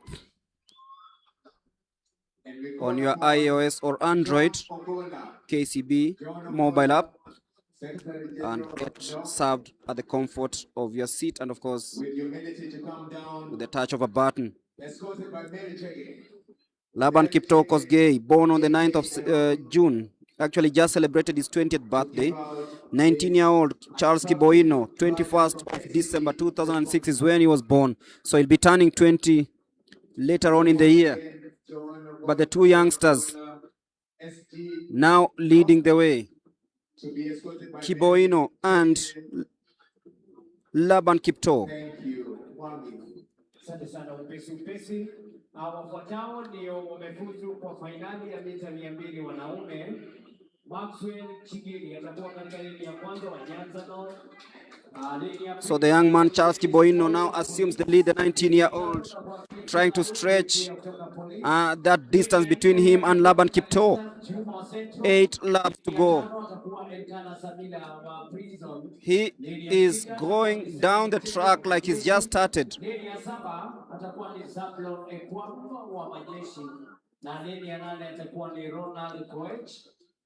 National Police. Hao ndio watafika wataingia fainali ya mita 200 wanaume hapo kesho. Narudia, Maxwell Chingili, Dennis Mwai, Clinton Alubi, Kalisa Juma, Elkana Sabila. 7.5 laps to go in these 10,000 meters. And of course, you're looking at a race that they'll be trying to beat the time set by Ishmael Kirui earlier on in the first hit. So Charles Kiboino has a huge task of ensuring that he matches or even betters that to become the national champion. Has he gone a little bit too early? We don't know yet, because it is 7 laps to go. Charles Kiboino still leading. Laban Kipto falling a little bit back, 20-30 meters separating the two athletes. And the man from Western, Abraham Kemei, still chasing shadows. He's fallen way back. So it is gonna be very interesting. Maxwell Chingiri ni wa Nyanza South, sio Nyanza North. Nyanza South.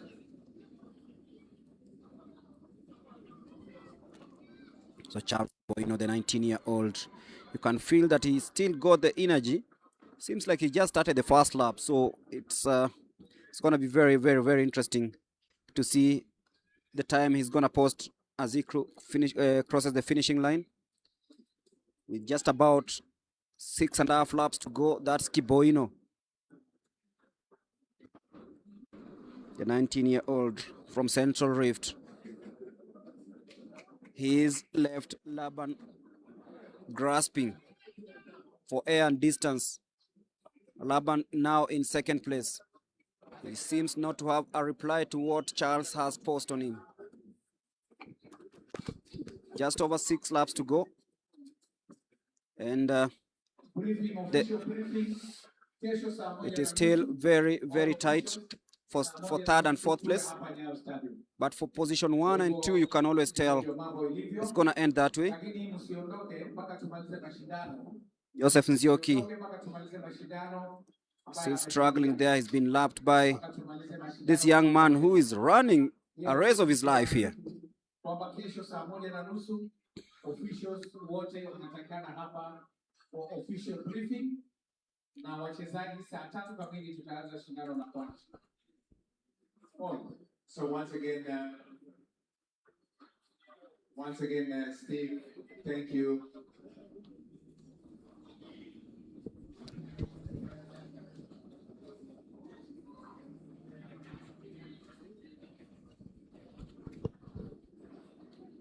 That is Charles Kiboino with 5 laps to go. So once again,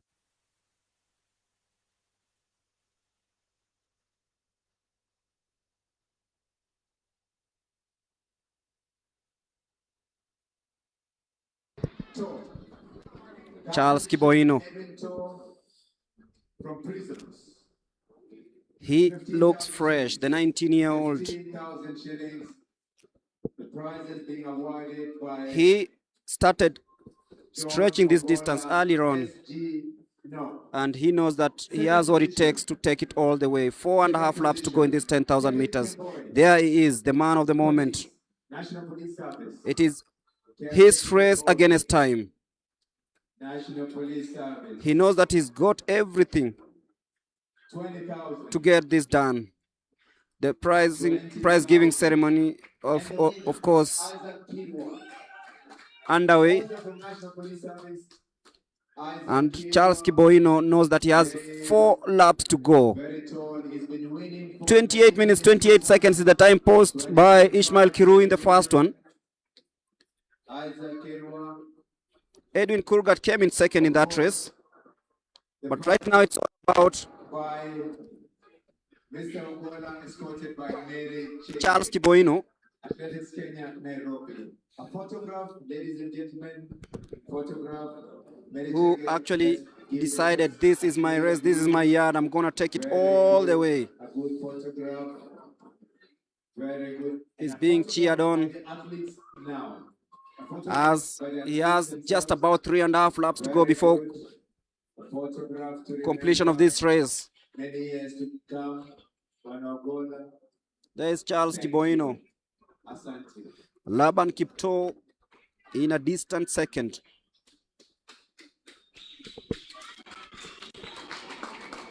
He's been cheered on, but he's got company too. That is Joseph Nzioki, but not in second place. Tunamshukuru kabisa Secretary General wa National Olympic Committee of Kenya. There you go, second placed Laban Kipto in that Adidas. Just trying to see if he can hang on there. Abraham Kemei is fallen to third. There he is, trying really hard to try and catch Laban. Semi-finals, 800 meters. But it is Charles Kiboino who knows that he has just about 2.5 laps before he completes this race. He might not achieve the 28 minutes, 28 second time, but he's done his best. And I feel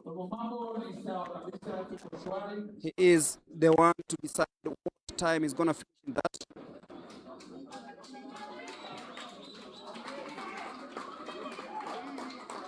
And now with the 2 laps to go, Charles Kiboino knows he can do this. Cross that with 26 minutes. He has to work hard to ensure that he beats Ishmael Kirui's time. Will he? We are yet to know, but Kiboino has the potential. He's been cheered from all corners. Laban Kipto in second place currently. Semi-finals number 2. There is Kiboino. Seems to be grimacing a little bit, the 19-year-old.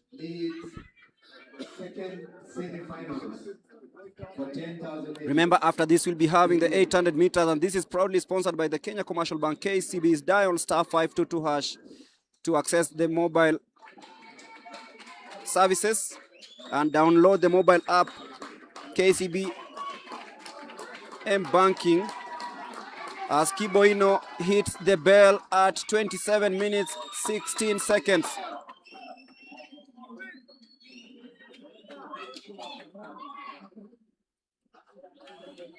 We'll be looking at what time Laban Kipto crosses the finishing line.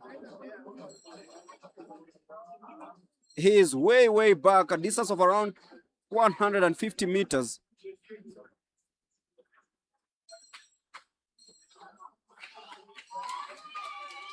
Abraham Kemei currently in 5th place. But we are trying to see what time will be poised by Mr. Charles Kiboino. He is being cheered home.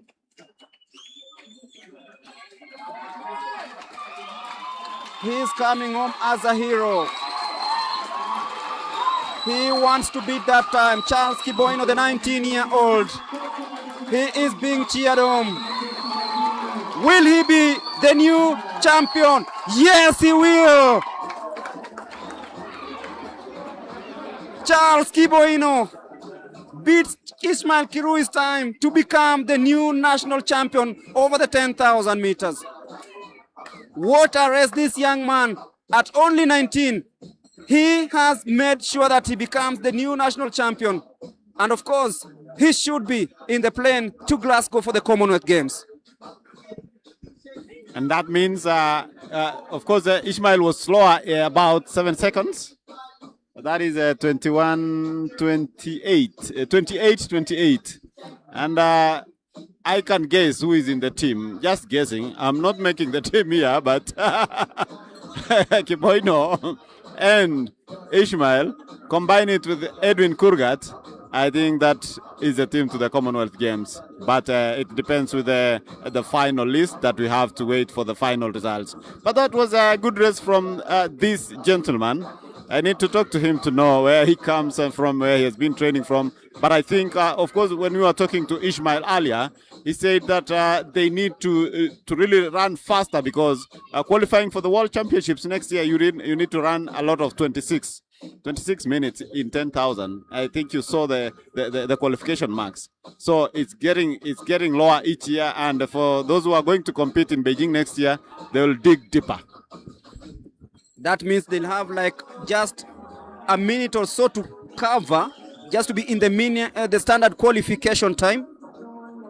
It's not gonna be easy, but it's possible, and we will be waiting to hear what Charles has to say, the 19-year-old who should be celebrating his 20th birthday on the 21st of December. And the young man has run a very good race. 20 minutes, 21 seconds, 0.54 to win the 10,000 meters heat number 2. What a race this young man had. He was alone, but then he was cheered on, and he went on to claim victory. And of course, he's been crowned the new national champion. I'm here with a beautiful lady, Mercy Okech. Record holder for Kenya, 400 meters. How are you, Mercy? What is your record now for 400 meters, Mercy? I saw you in Gaborone, Botswana. How was it? So we'll also be getting ready for the 800 meters semi-final. 2 hits in the men. Actually, there are 3 hits in this one. So in hit number 1, we have Shem Kiprono, Stephen Kibet, Laban Chepkwony.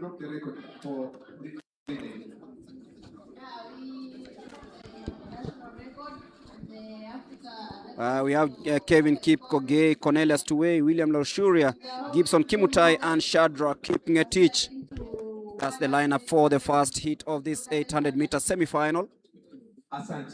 3 hits in that and 2 laps on the track. The current record holder for 400 meters.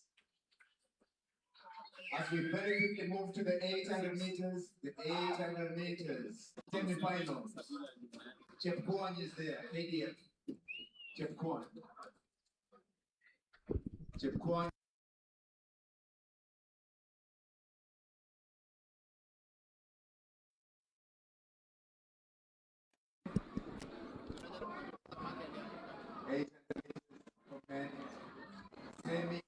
Quite a packed field in the 10,000 meters. Odinga Nyayo Stadium. Odinga. Odinga Nyayo Stadium.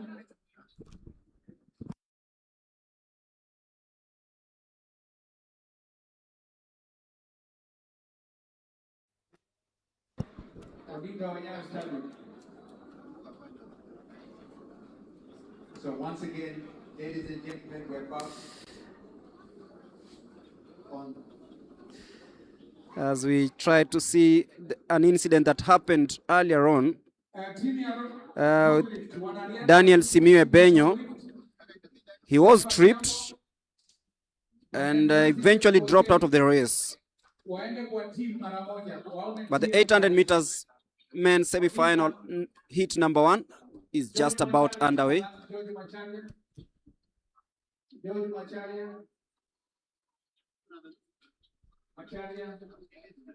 So once again, let's do 800 meters semi-finals number 1.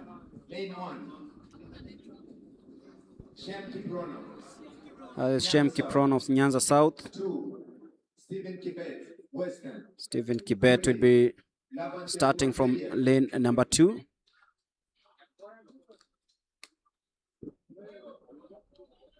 There's Kelvin Kipkoge. 5. Cornelius Tuwei. Eastern. William Loshuruai, NYS. 7. Gibson Kimutai, North Rift. Gibson Kimutai, put up your hand. We identify you. Thank you. 8. Shadrach Kipngetich, Central Rift. There we are. First of 3 semifinals. Starter.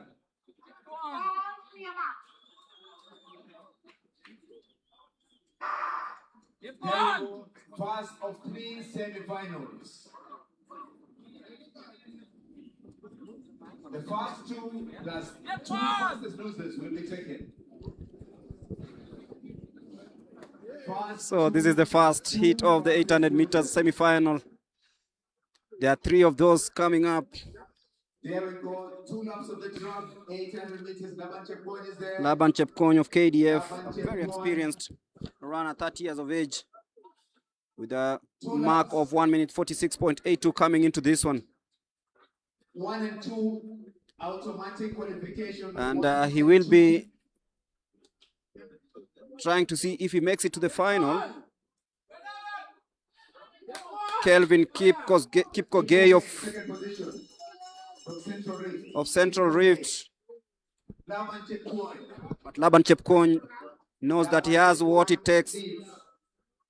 Kelvin Kipkogei in second place at the moment. Plus 2 fastest losers. Cornelius Tuwe, Eastern, in third position. Cornelius Tuwe in third, but then Laban Checkpoint is there. pushing it harder. Cornelius. Laban Chepkwony, the 30-year-old from KDF. KDF. Cornelius Tuwe of Eastern trying to come from the outside. Also is Kelvin Kipkogei. Kipkogei trying to ensure that he keeps Chepkwony in check. And the man from KDF will be winning this one. 1 minute 45.69 seconds. Unofficial, of course, will be confirming a bit. But quite an improvement from what he posted earlier on, 146.82, so 145.96, 69, sorry. For the 800 meters men. Is the time posted by the man from the Kenya Defence Forces to win the first heat and book a ticket to tomorrow's final 800 meters.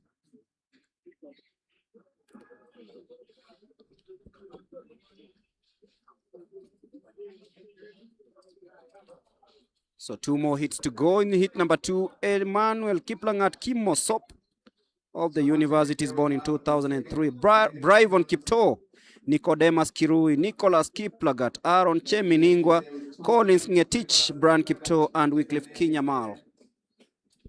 So lane 1, Emmanuel Kiplagat Kimosop. That is Kimosop. Thank you. In an orange from universities 2. tee. Premium Kipto, 30. 3. Nicodemus Kirui, KDF.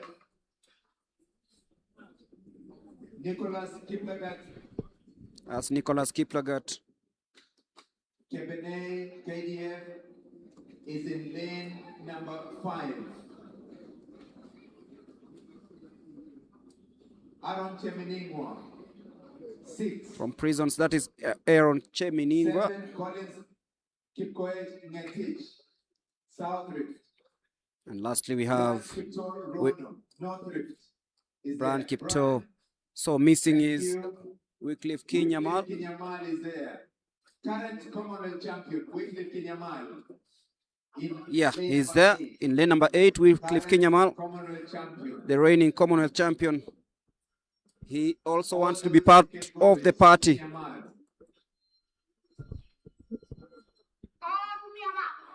Two laps of this one in the 800 meters as we set out and set off and step out. It's getting interesting on the track. Kinyamal, Cheminingwa, Kipto. It's going to be very interesting. Kinyamal, the tall figure on the outside, the man from the Kenya Defence Forces. That is Nicholas Kiplagat. Was in Tokyo last year for the World Championships. Was at the World Athletics Championships in Tokyo. That was last year in 2025. He's now easing.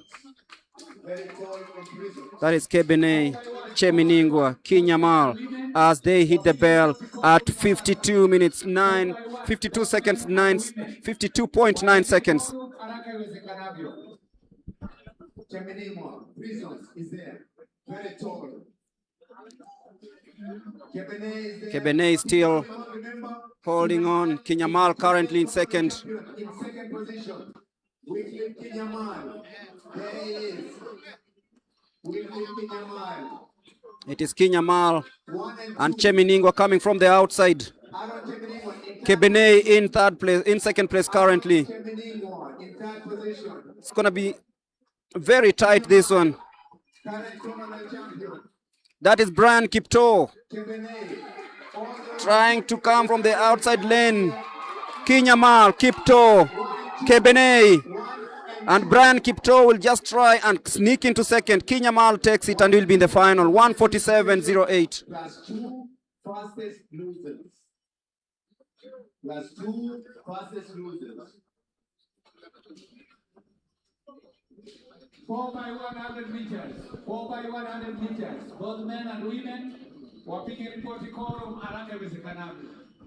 4 by 100 meters. Both men and women wapige ripoti quorum haraka iwezekanavyo. Sight went down. Kinyamal just about edging Kebene and Brian Kipto to settle that second hit. 147.08, of course, is the time. But look at Brian Kipto. He might have come out a little bit late. And wote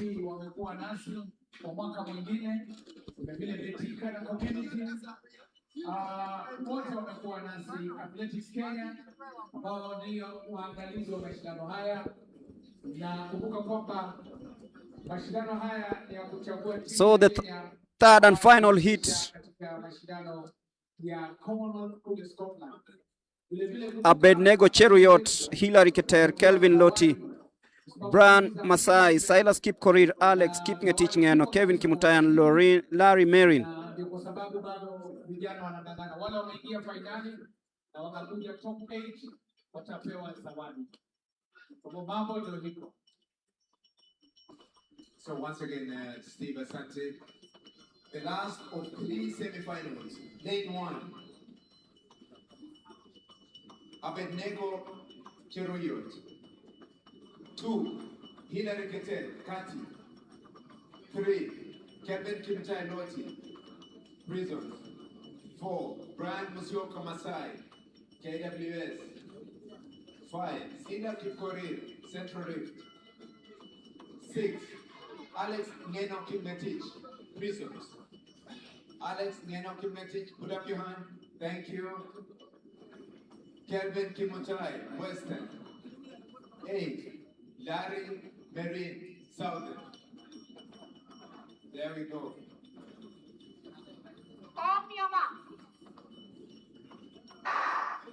Very good. As we set out the final hit of this semi-final, the 800 meters. 2025, Loti. Right at the back. Kelvin Loti. Very dangerous. It was in Tokyo last year for the World Championships. Watch out also for Brian Masai. Had a good race on day one. But the dangerous person there is Brian Musioka Masai. Very dangerous. Hilary Keter, Abednego Cheruiyot Balway. 1 and 2 automatic qualifications. 1 and 2 plus 2 fastest losers. That is Kelvin Kimutai. Loti is there right in the middle from Prisons. Musioka in red. Musioka Masai, there is. As they hit the bell, 54. Quite slow this one. Quite slow. Alex Ngeno is there right at the Kelvin Kimutai Loti of Prisons. Just trying to come from the outside, currently in second place. There's push and shove there. And there's an athlete who was just tripped. And it's going to be very interesting. Loti, Kelvin, and Brian Musioka, 2 prison guys, are trying to sandwich in between Brian Masai. It is Loti. He's a man in form. Checks over his shoulder to see where Brian Masai is and wins it comfortably, 146.75. The second fastest time in this semi-final, and claims a spot in the final tomorrow.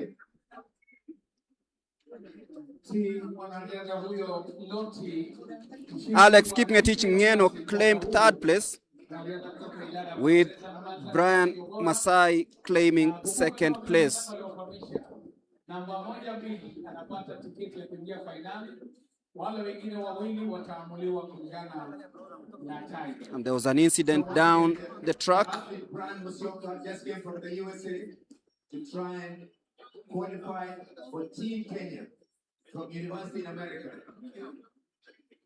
Basi 4 by 100 meters. And now it's time for the 4 by 100 meters relays, a race that will be coming shortly, 4 by 100 meters. and then to be followed by the men's race.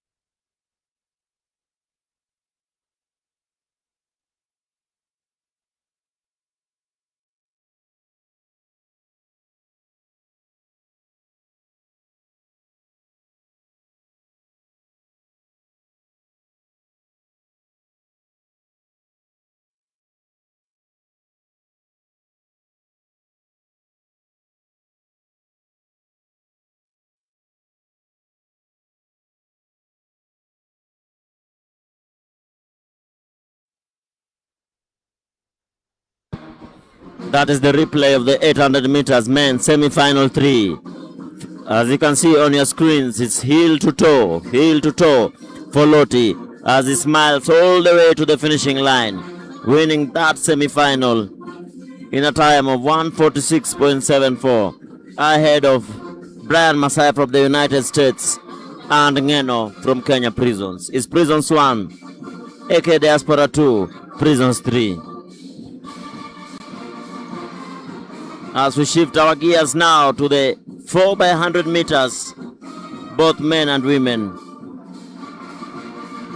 And those are some of the results from the semi-finals. Semi-final 2, Wycliffe Kinyamal reigning supreme in 1:47.06. Nicholas Kiplagat, second position.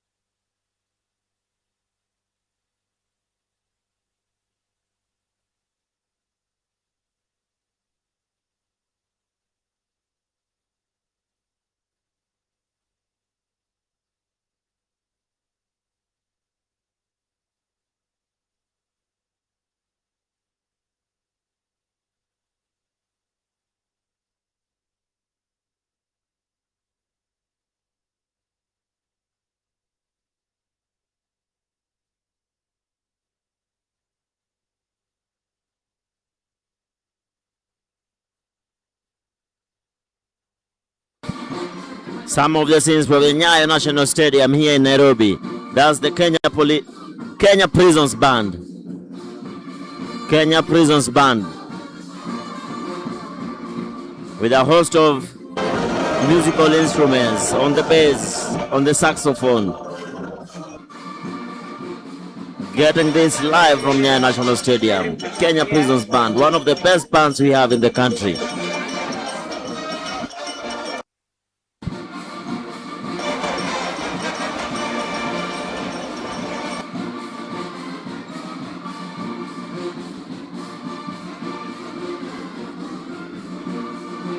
Kenya Prisons Band, one of the best bands we have in the country, doing the entertainment as we wait for the relays, 4 by 100 meters women relays and 4 by 100 meters men relay semi-finals.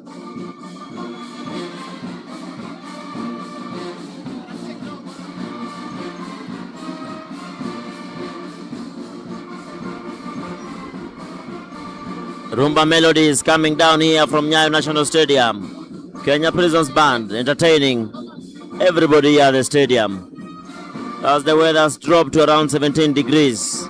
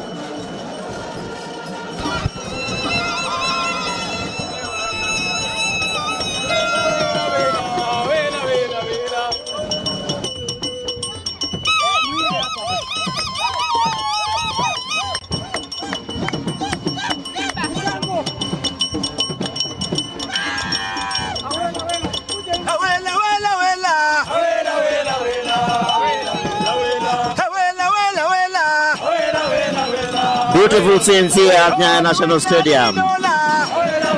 Kenya Prisons live band doing the honors.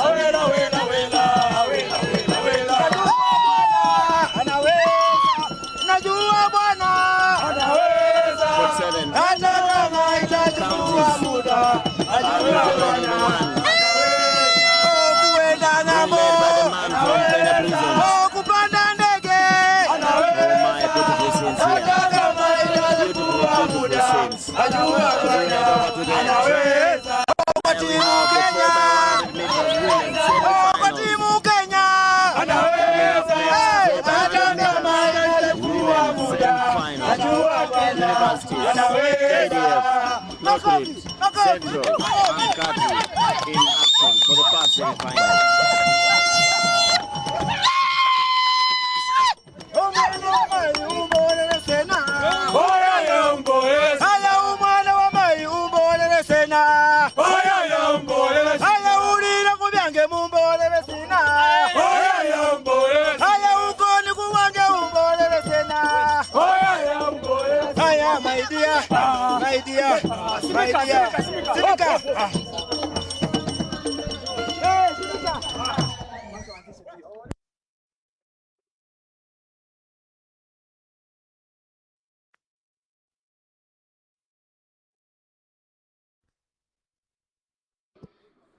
Thank you so much.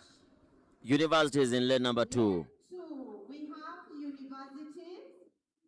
Lane 3, we have Katie. Lane 3, Kati, Technical Training Institutes. Lane 4, Central. 5, we have Nyanza North. Lane 5, Nyanza North. And lane number 6, KDF, Kenya Defense Forces. Universities, Kati, Central, Nyanza North, KDF. Dorin Waka, running for Central. Gakenia, KDF. The lanes to watch, lane number 4 and lane number 6, Central and KDF.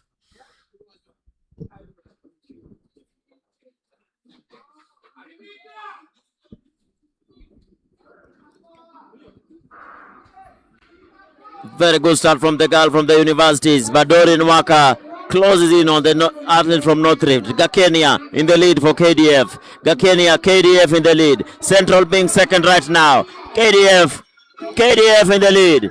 Central, second position. North Rift, third. Behind there, Universities versus Kati versus KDF. Very poor hand over there from KDF, but still in the lead. Caroline Mwende bringing it home. And to the last person now. Anchors now. It's KDF in the lead. Slowing down just to receive the baton. In the lead, KDF. Susan Nyambura, the referee. Central, number 2. KDF wins that one in a time of 47.34 as Central takes the second position, Kati third position.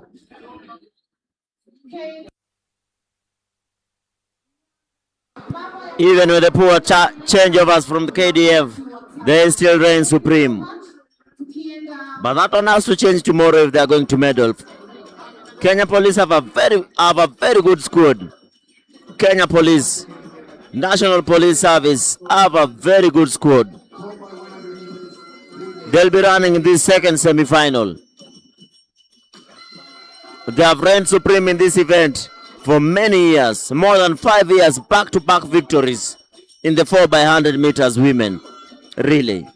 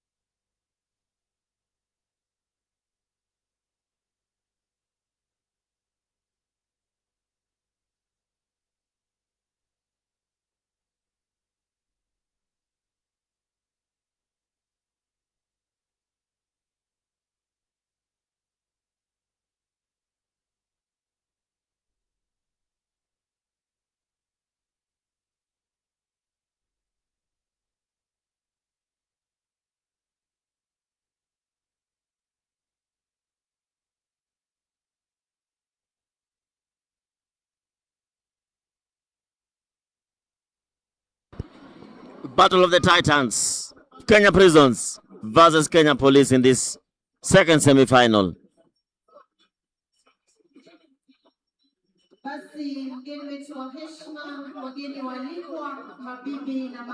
Kenya Prisons will be running in lane number 2. National Police Service, being led by Eunice Kadogo, will be in lane number 4. NYS, lane number 3.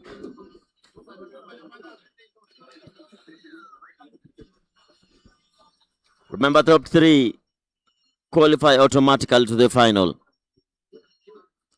Top 3 automatic to the final, and the fastest 2 losers from the 2 semi-finals.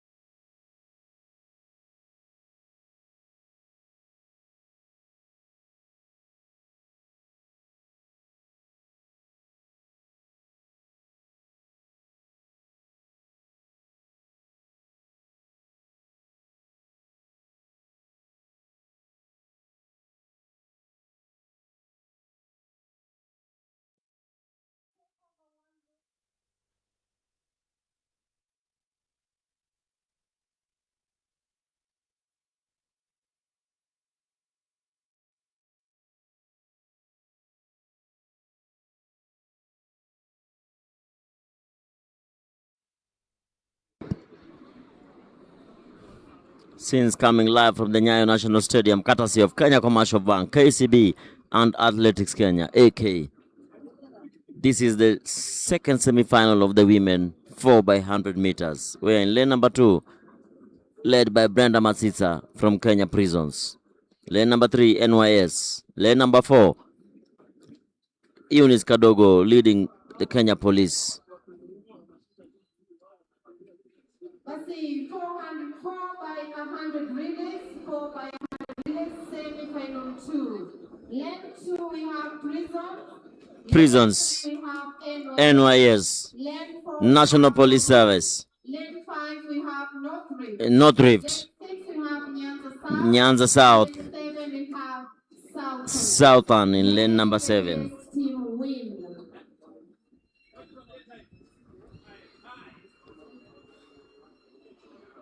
Kenya Police, Kenya's Police, National Police Service that is, versus Kenya Prisons, KPS, in this Battle of the Titans. Lane 2, Prisons. Lane 4, Police. Lane 7, Southern. NYS tucked in the middle at lane number 3.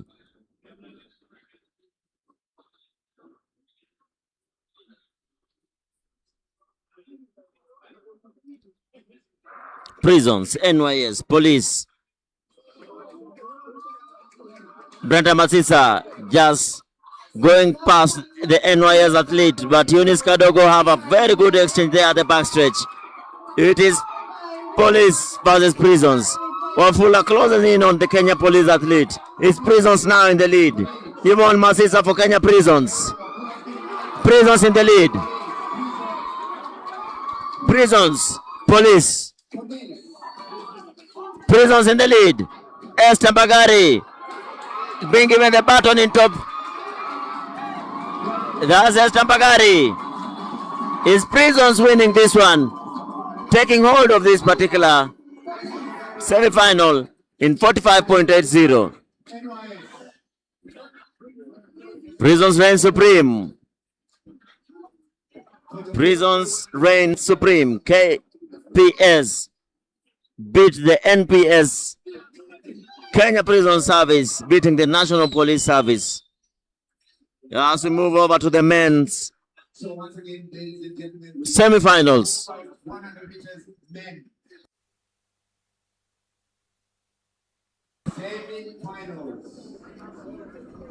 Kenya Prison Service have beaten the Police Service here in the second semi-final. Tomorrow will be fireworks. It will be Prisons versus Police versus KDF. Will the Prison Service dispatch the Kenya Police, or will the Kenya Police arrest the Kenya Prisons, or will the people who secure our borders, the KDF,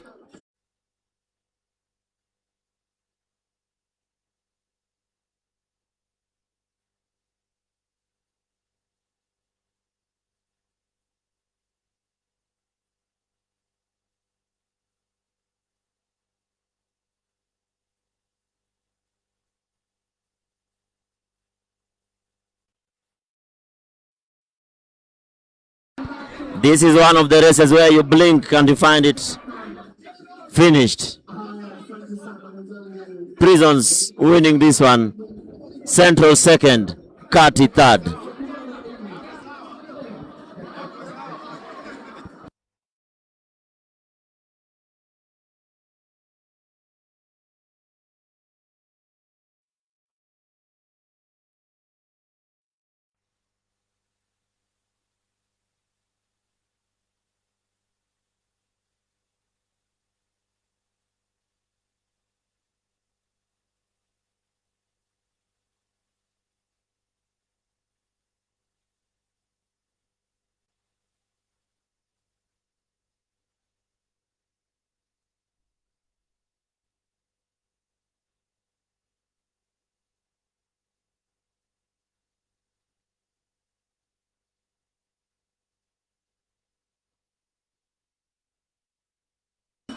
Beautiful scenes here at Nyayo National Stadium.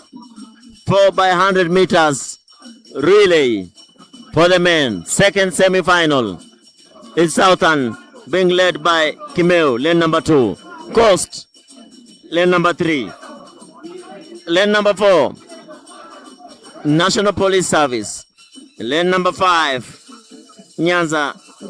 And lane number 6, Eastern, being led by Martin Tyson Juma. Tyson Juma for Eastern in lane number 6. Wasike Moses, National Police Service in lane number 4. And Kimeu, the 400-meter athlete, starting for Southern in lane number 2.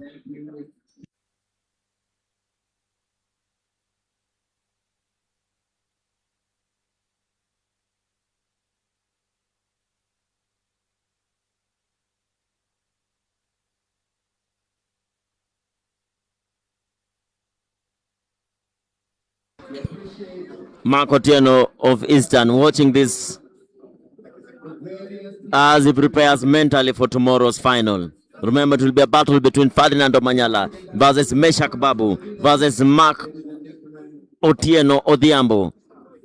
Tomorrow's 100-meter final.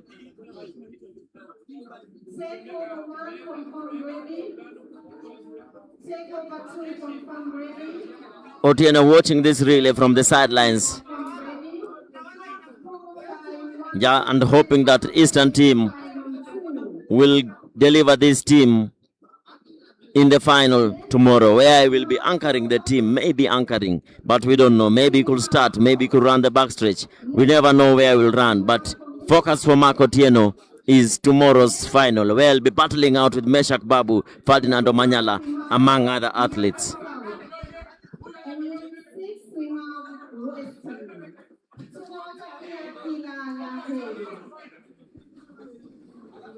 Southern, Coast, Police, Nyanza, Eastern.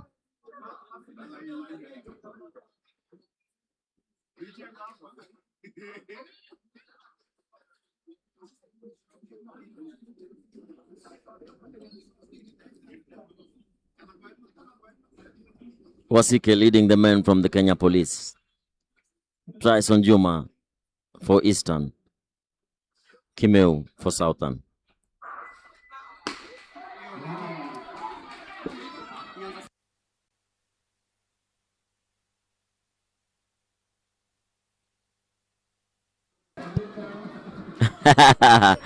What a scene here at Nyayo National Stadium.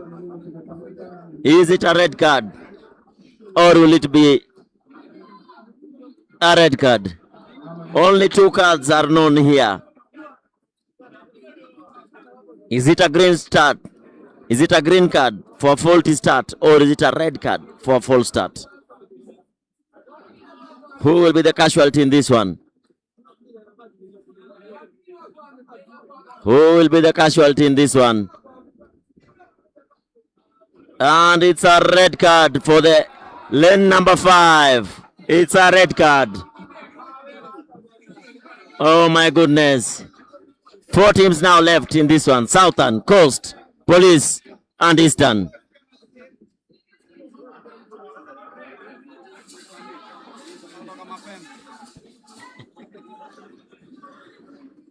That was uncalled for. Athlete from Nyanza. And Nyanza will hit the showers very early, as all the 4 athletes now headed to the showers. But will they get the shower right now or will they wait for the evening? Lane 5, all 4 athletes have to exit the stadium and into the showers. Of course, being escorted by the officials. All this is coming courtesy of Kenya Commercial Bank, KCB, and Athletics Kenya. Southern, Coast, Police, Eastern in this semi-final. Second semi-final of the men 4x100 meters.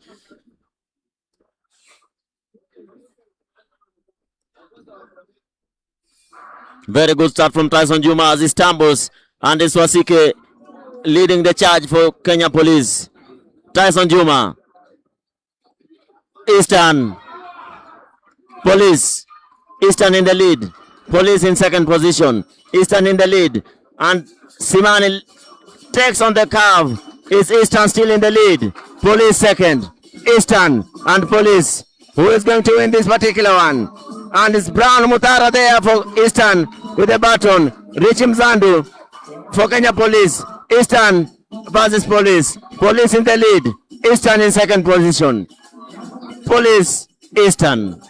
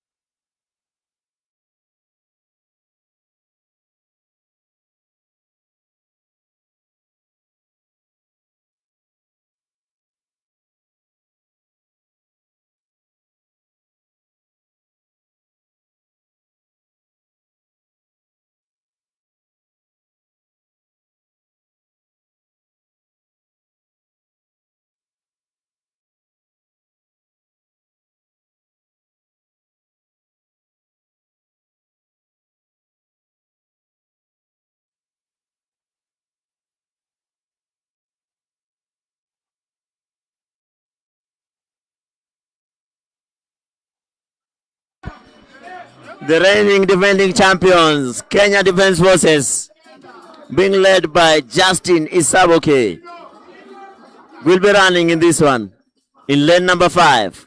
Favorites, clear favorites for this one. Unless the baton falls, they are expected to win this particular semi-final.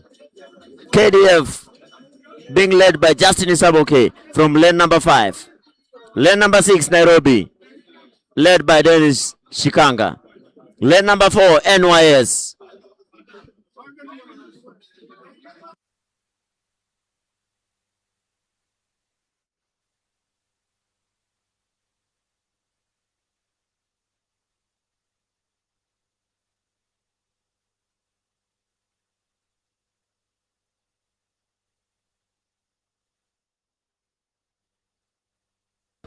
For the KDF, it's Isaboke, taking it to Ekwam,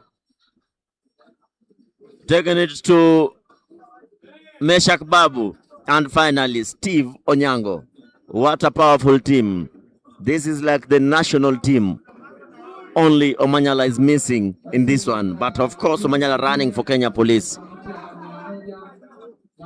It's Isaboke, one of the best starters we have in the country. Ekwam, Meshak Babu, one of the best calf runners we have in the country. And Steve Onyango, one of the best anchor leg runners in the country. This is the national team, to say the least, running for KDF. Clear favorites to win this. Unless the baton falls on the ground, I do not see an upset. Isaboke, Ekwam, Babu, Steve Onyango for KDF.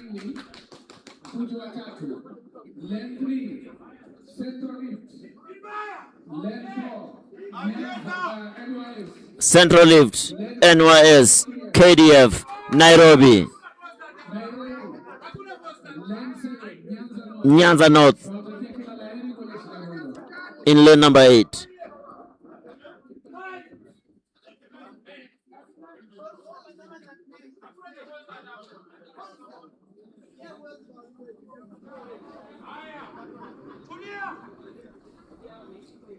Lane to watch, lane number 5.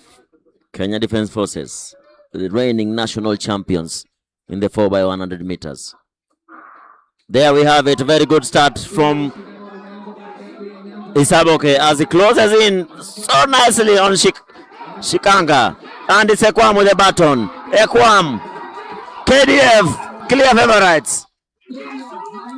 To Meshak Babu. Babu gets the baton from Ekwam. Is this going to be a 39 second or 38 seconds? Babu to Steve Onyango. Oh my goodness. This is a training session for KDF. 39.59 seconds.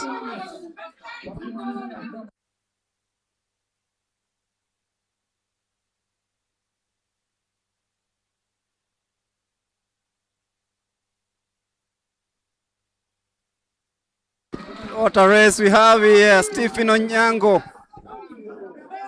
on your screens right now, 39.85. An official time, of course, we'll be confirming that in a bit. And KDF just shows why they are the reigning national champions. Last year at the Ulinzi Sports Complex, we all saw what they did there. Stephen Onyango, of course, beating Ferdinand Omanyala in that mixed relay final. And this afternoon, they've just shown that they have the capability of actually retaining the title. Oh, what a race that was. And the fans in the stadium are having their own opinion.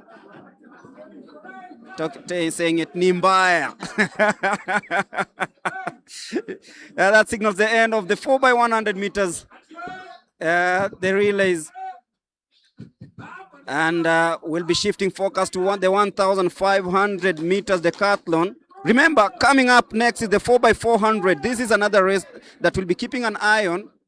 The 4x400 men semi-final.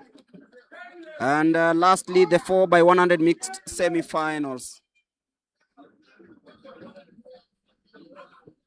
But if you are joining us right now, we are ready for action, and this is the national championships. And of course, trials for the Commonwealth Games. So the decathlon 1,500 meters, Gilbert Koech, Edwin Kering, Edwin Kipchumba, Cosmas Kibet, Obimakel Muhando, Bismarck Soy, Stephen Mutunga, and Edwin To. Edwin To won the 200 meters earlier on. And right now, they want to square out in the 1,500 meters, 3 3/4 laps of race on this track. And I'm told that the Commonwealth game will be the 1 mile race, and most of the 1,500 meter race runners who will be winning here will be the ones representing the country in the 1 mile race at the Commonwealth Games. Remember Timothy Cheriot, reign supreme, beating the guy from United States, Niguse. Just recently at the Diamond League race. Timothy Cheriot will be running in tomorrow's final. So is Abel Kipsang, Reynold Cheriot, Vincent Keter. All of them will be running here tomorrow in the 1,500 meters final. At the Commonwealth Games will be the 1 mile. Remember, the UK are known for the mile, and at the Commonwealth Games we'll be having the 1 mile. So we shift our gears here to Nyayo National Stadium, where we're having the last event for these decathletes, 1,500 meters.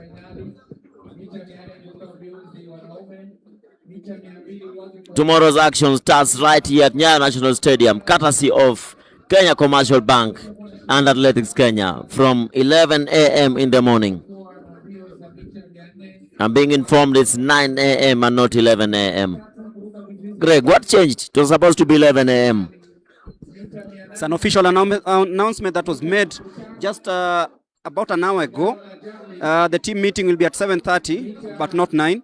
And then the official start of these races will be at 9. Everyone watching this, Ferdinand Omanyala watching from his home, Marco Tieno watching from his home. Tomorrow's final start at 9 a.m. Be notified, it's 9 a.m. and not 11 a.m. as the final of the 1,500 meters is on. This is decathlon, 1,500 meters. Edwin To, the silver medalist at the African Championship, is running in this one, running for Kenya Prisons in bib number 669. Edwin To, 669, silver medalist at the Africa Athletics Championships. And he's the man to watch in this one.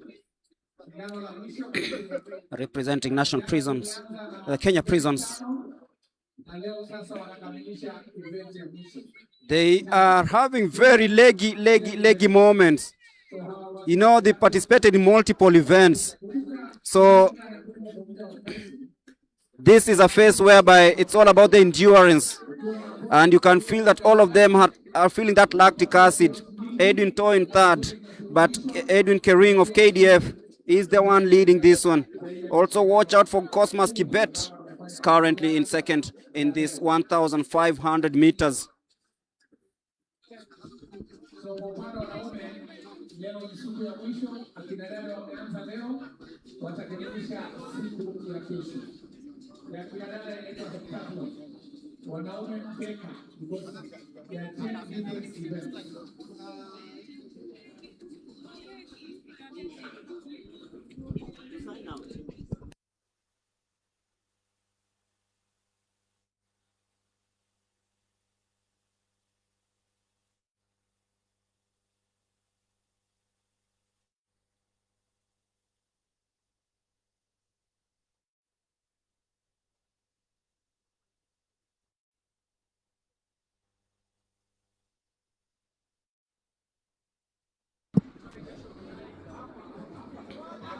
So it is just under 2 laps to go. Kering leading, and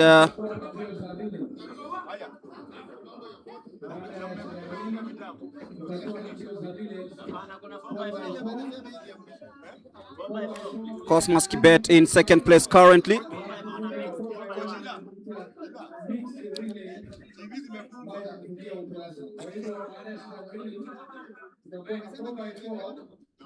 And Kering really showing that he can rack in the points in the 1,500 meters. And right now it is Cosmas Kibet having that lead as they hit the bell.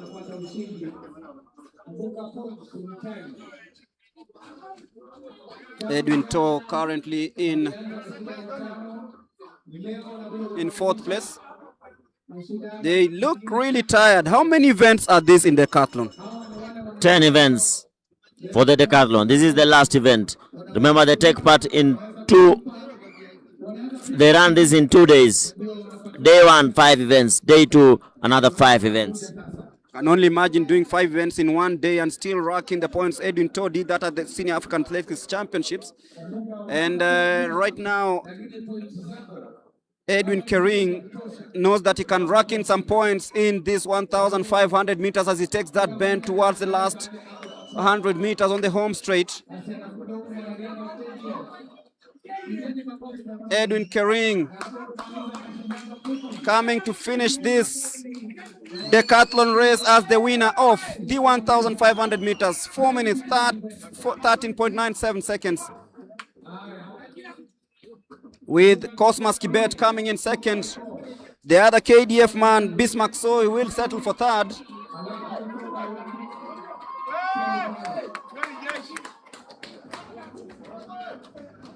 And Stephen Mutunga will be claiming fourth with Edwin Toh in fifth place. Remember, in the decathlon, they take part in 10 events. They start with 100 meters, long jump, short put, high jump, and finish with the 400 meters. That is day 1. Day 2, start with 110 meters hurdles, discus, pole vault, javelin, and to cap it up is the 1500 meters. So that is the end of the decathlon event. Edwin Toh, the reigning silver medalist at the African Championship, finishes last in this 1500 meters, but wins the event, wins the overall event. As we wait for the 4x400 meters and the 4x100 meters mixed relays coming up shortly.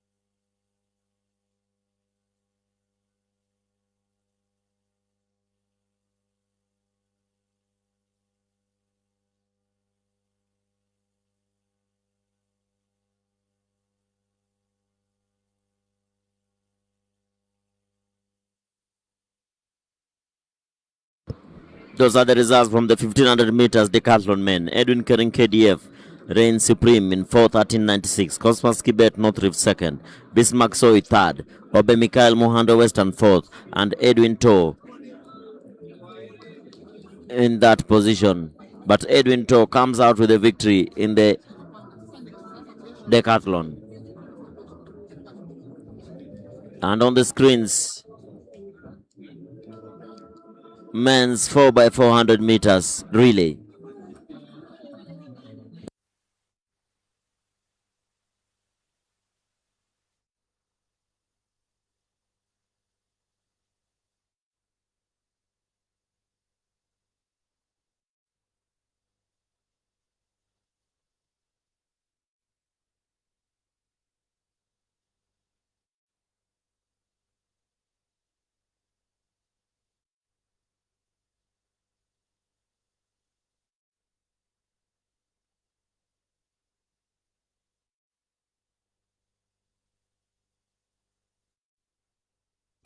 So it is the 4x400 meters men semi-finals.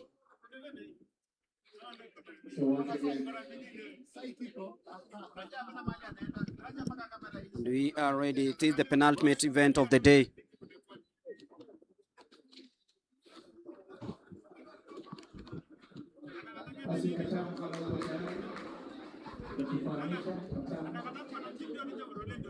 The penultimate event of the day. Remember, we are finishing the day with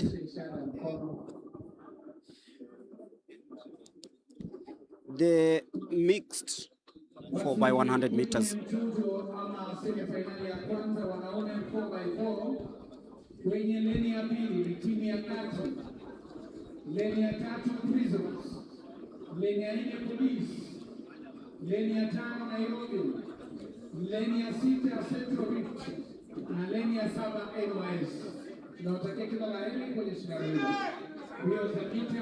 hili. So Kati will be in lane number 2, Prisons in lane number 3.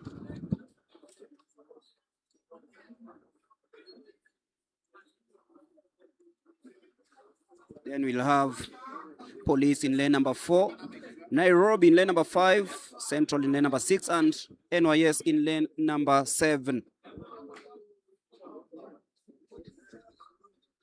Who will make it to the final? And off they go smoothly, and straight away you can feel the Police have it, because it is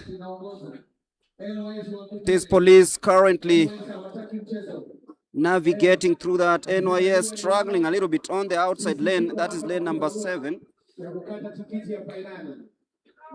But it is Kenya Police currently navigating through. Prisons in second place.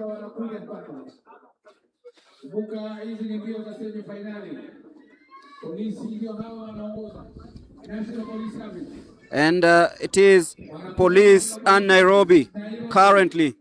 National Police Service, Nairobi, Central Rift. And now Cat is in second place.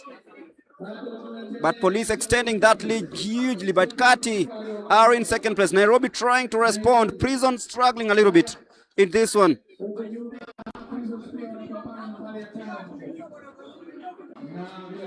And now Nairobi assumes second place in this race.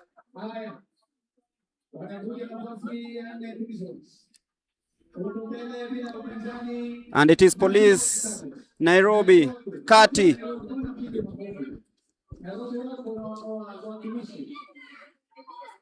And now Police will be taking that one. That is Erastus Mbaluka. Had a very unfortunate moment in Haboron, just falling off after taking that baton in the second takeover. It is Mbaluka of Police. Nairobi closing in. Kati in second place. Prisons have closed the gap to third. But it is Police right now. Nairobi closing in. Erastus Mbaluka of Police. He knows he has a lot of work to do, but then he has the gas and He is bringing it home.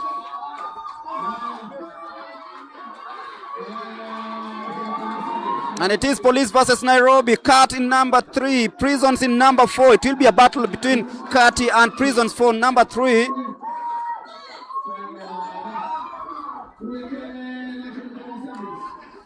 But that's National Police Service around 10-20 meters ahead of the rest. Prisons currently in third, Kati falling into fourth place.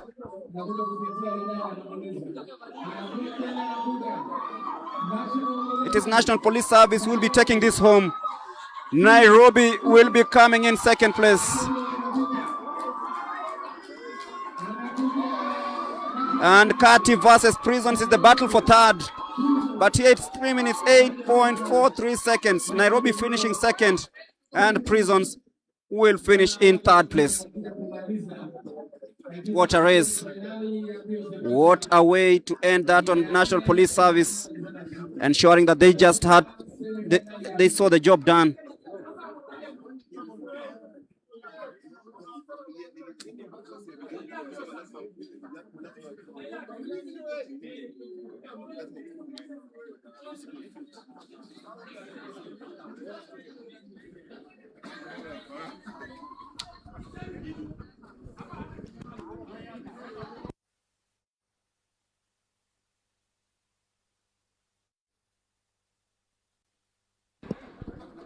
So you get gearing up for the second heat of this semi-final.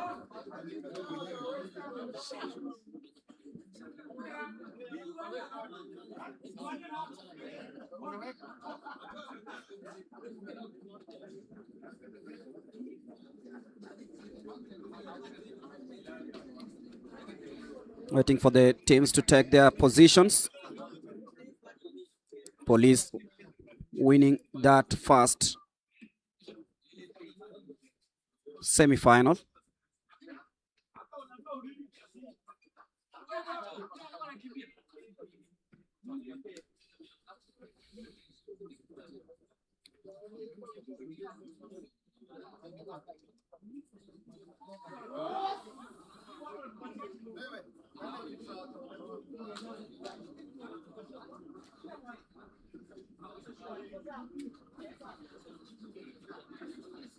Can see KDF, can see Western, can see Kati.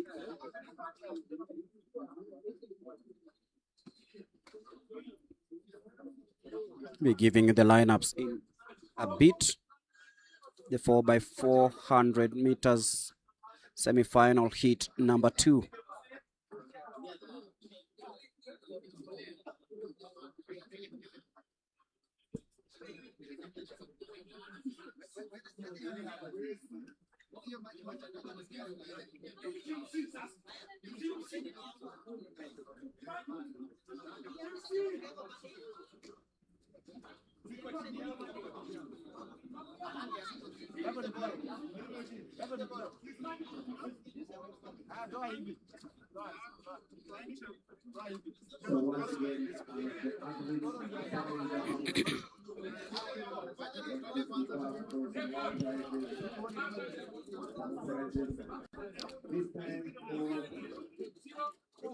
As the police band also gets ready to entertain.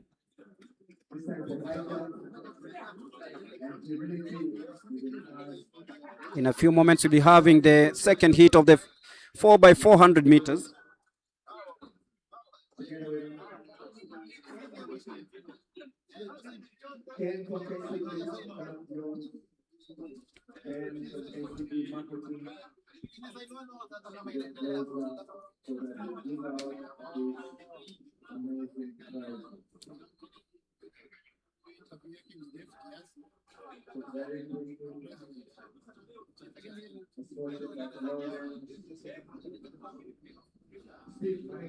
Just getting ready.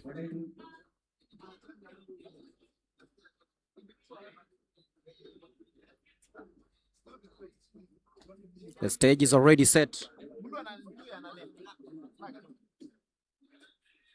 The stage is already set, and we are ready for action. Just waiting for the signal for the start.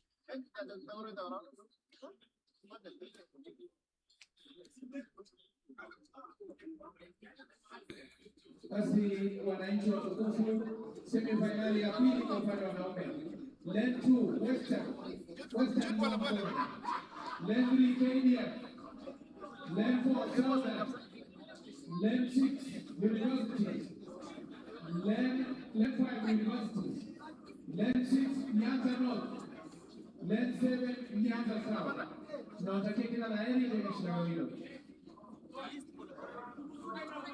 So Western will be running in lane number 2. We'll have KDF in lane number 3. The universities in lane number 5. Lane number 4 will have Southern. Nyanza South in lane number 7, and lane number 6 has Nyanza North.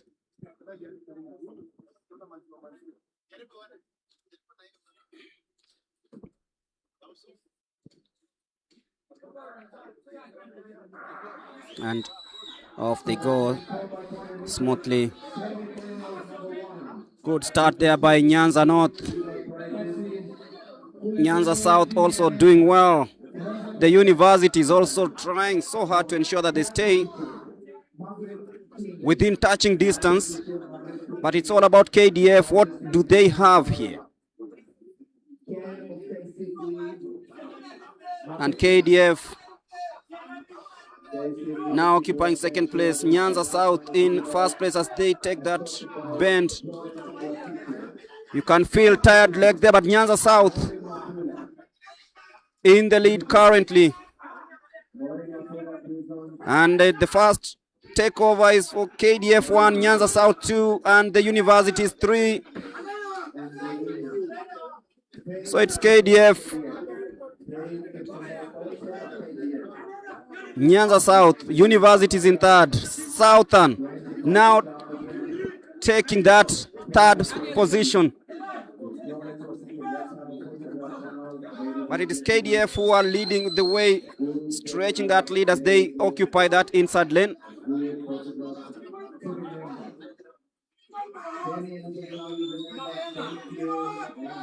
And KDF are taking the universities now occupying second place. And a battle between Southern and Nyanza South for 3 and 4. And now it is KDF stretching that lead to about 60 or so meters. They are being cheered on, but the battle between Nyanza South and Southern is that we will see for quite a while. The university is still in second place.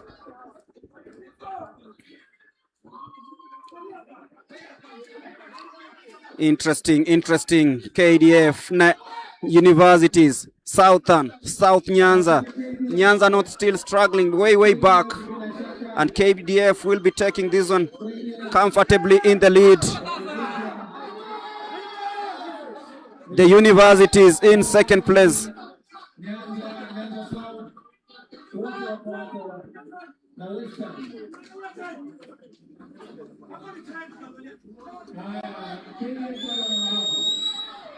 KDF, that's a huge lead. Unassailable. Onto the curve. KDF should be taking this one. What a battle that awaits us tomorrow.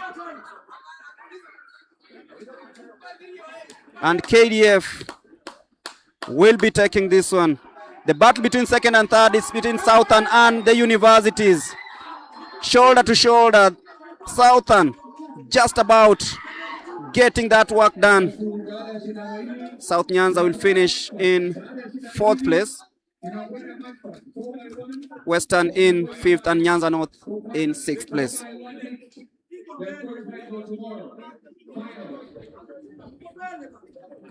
So that signals the end of this race. And the last race of the day will be the 4x100 meters. And we'll be handing over to Charity and Victor for the interview with the president of Athletics Kenya, who is also the president of Athletics Africa and the senior vice president World Athletics, Lieutenant General Jackson Tuwei. Until next time, it's bye-bye from us. See you tomorrow.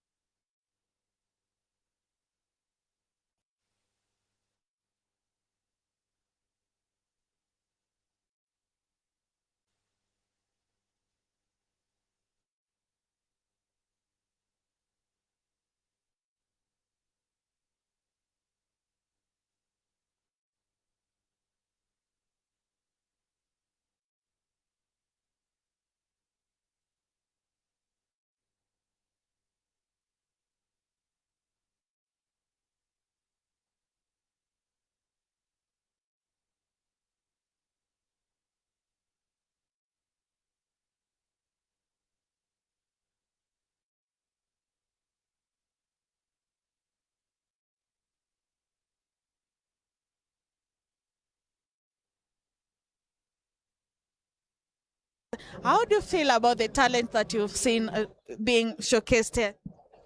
Well, thank you very much. And first of all, I want to congratulate all the teams that have come from every region and all the affiliates, and that this is what we have been waiting for the national championships. And we are using this also as selection for the Commonwealth Games, which is coming very soon in Glasgow. So there are two things in one. And I see the time that we gave to the regions and all the affiliates to boost development and all that. So really, I'm quite happy to see that we have a future, because the future is here and we can see for ourselves. And I'm sure there are many more who may not have, for example, qualified today, but they are ready. They are ready to run for this country. And so we want to encourage each one of them, and particularly our coaches who are taking care of this young generation and all the other athletes. I want to congratulate them. I want to thank them, because for these teams to have come here, and you can see the competition is quite stiff and quite tough, is because each federation or each region and each coach has prepared their teams very well. So once again, congratulations, because they are the ones who have brought these people here. They are the ones who have prepared them on the ground. And therefore, this is the way. And I want to urge each one of us that we put in a lot of time, a lot of effort to make sure that we select the right team, we select the team that, a strong team that is going to compete in the Commonwealth. And not only Commonwealth, we have got a few other events that are still ahead of us. So we would like to see very strong teams coming up. With this competition, we also have a blend of athletes, some who are training abroad due to the scholarships they have gotten, and also the ones who are training here. You feel that then the quality blend is going to ensure that Kenya post better performance in Scotland? Yes, in fact, thank you for reminding me about those who are training abroad, because some of them are already here, and some of them did not manage to come here. But we have, of course, accepted their wishes that they would like to come and join the team in Glasgow. And so, again, that program of the town hall is another good program that has come up. That is bringing out the best in the youth development, and even the acceptance by the external support to cater for them, to train them, to take them for major accommodation. Again, this is not the first time. We used to have our athletes going abroad, and we have seen those who went and came back later on what they have done, and it's very encouraging, because all those who have been there, all those who have gone there have come back, and they have made a lot of difference in terms of our development, because again of education. So when we see our athletes going to abroad for training and education, something that they may not have had that chance to do elsewhere.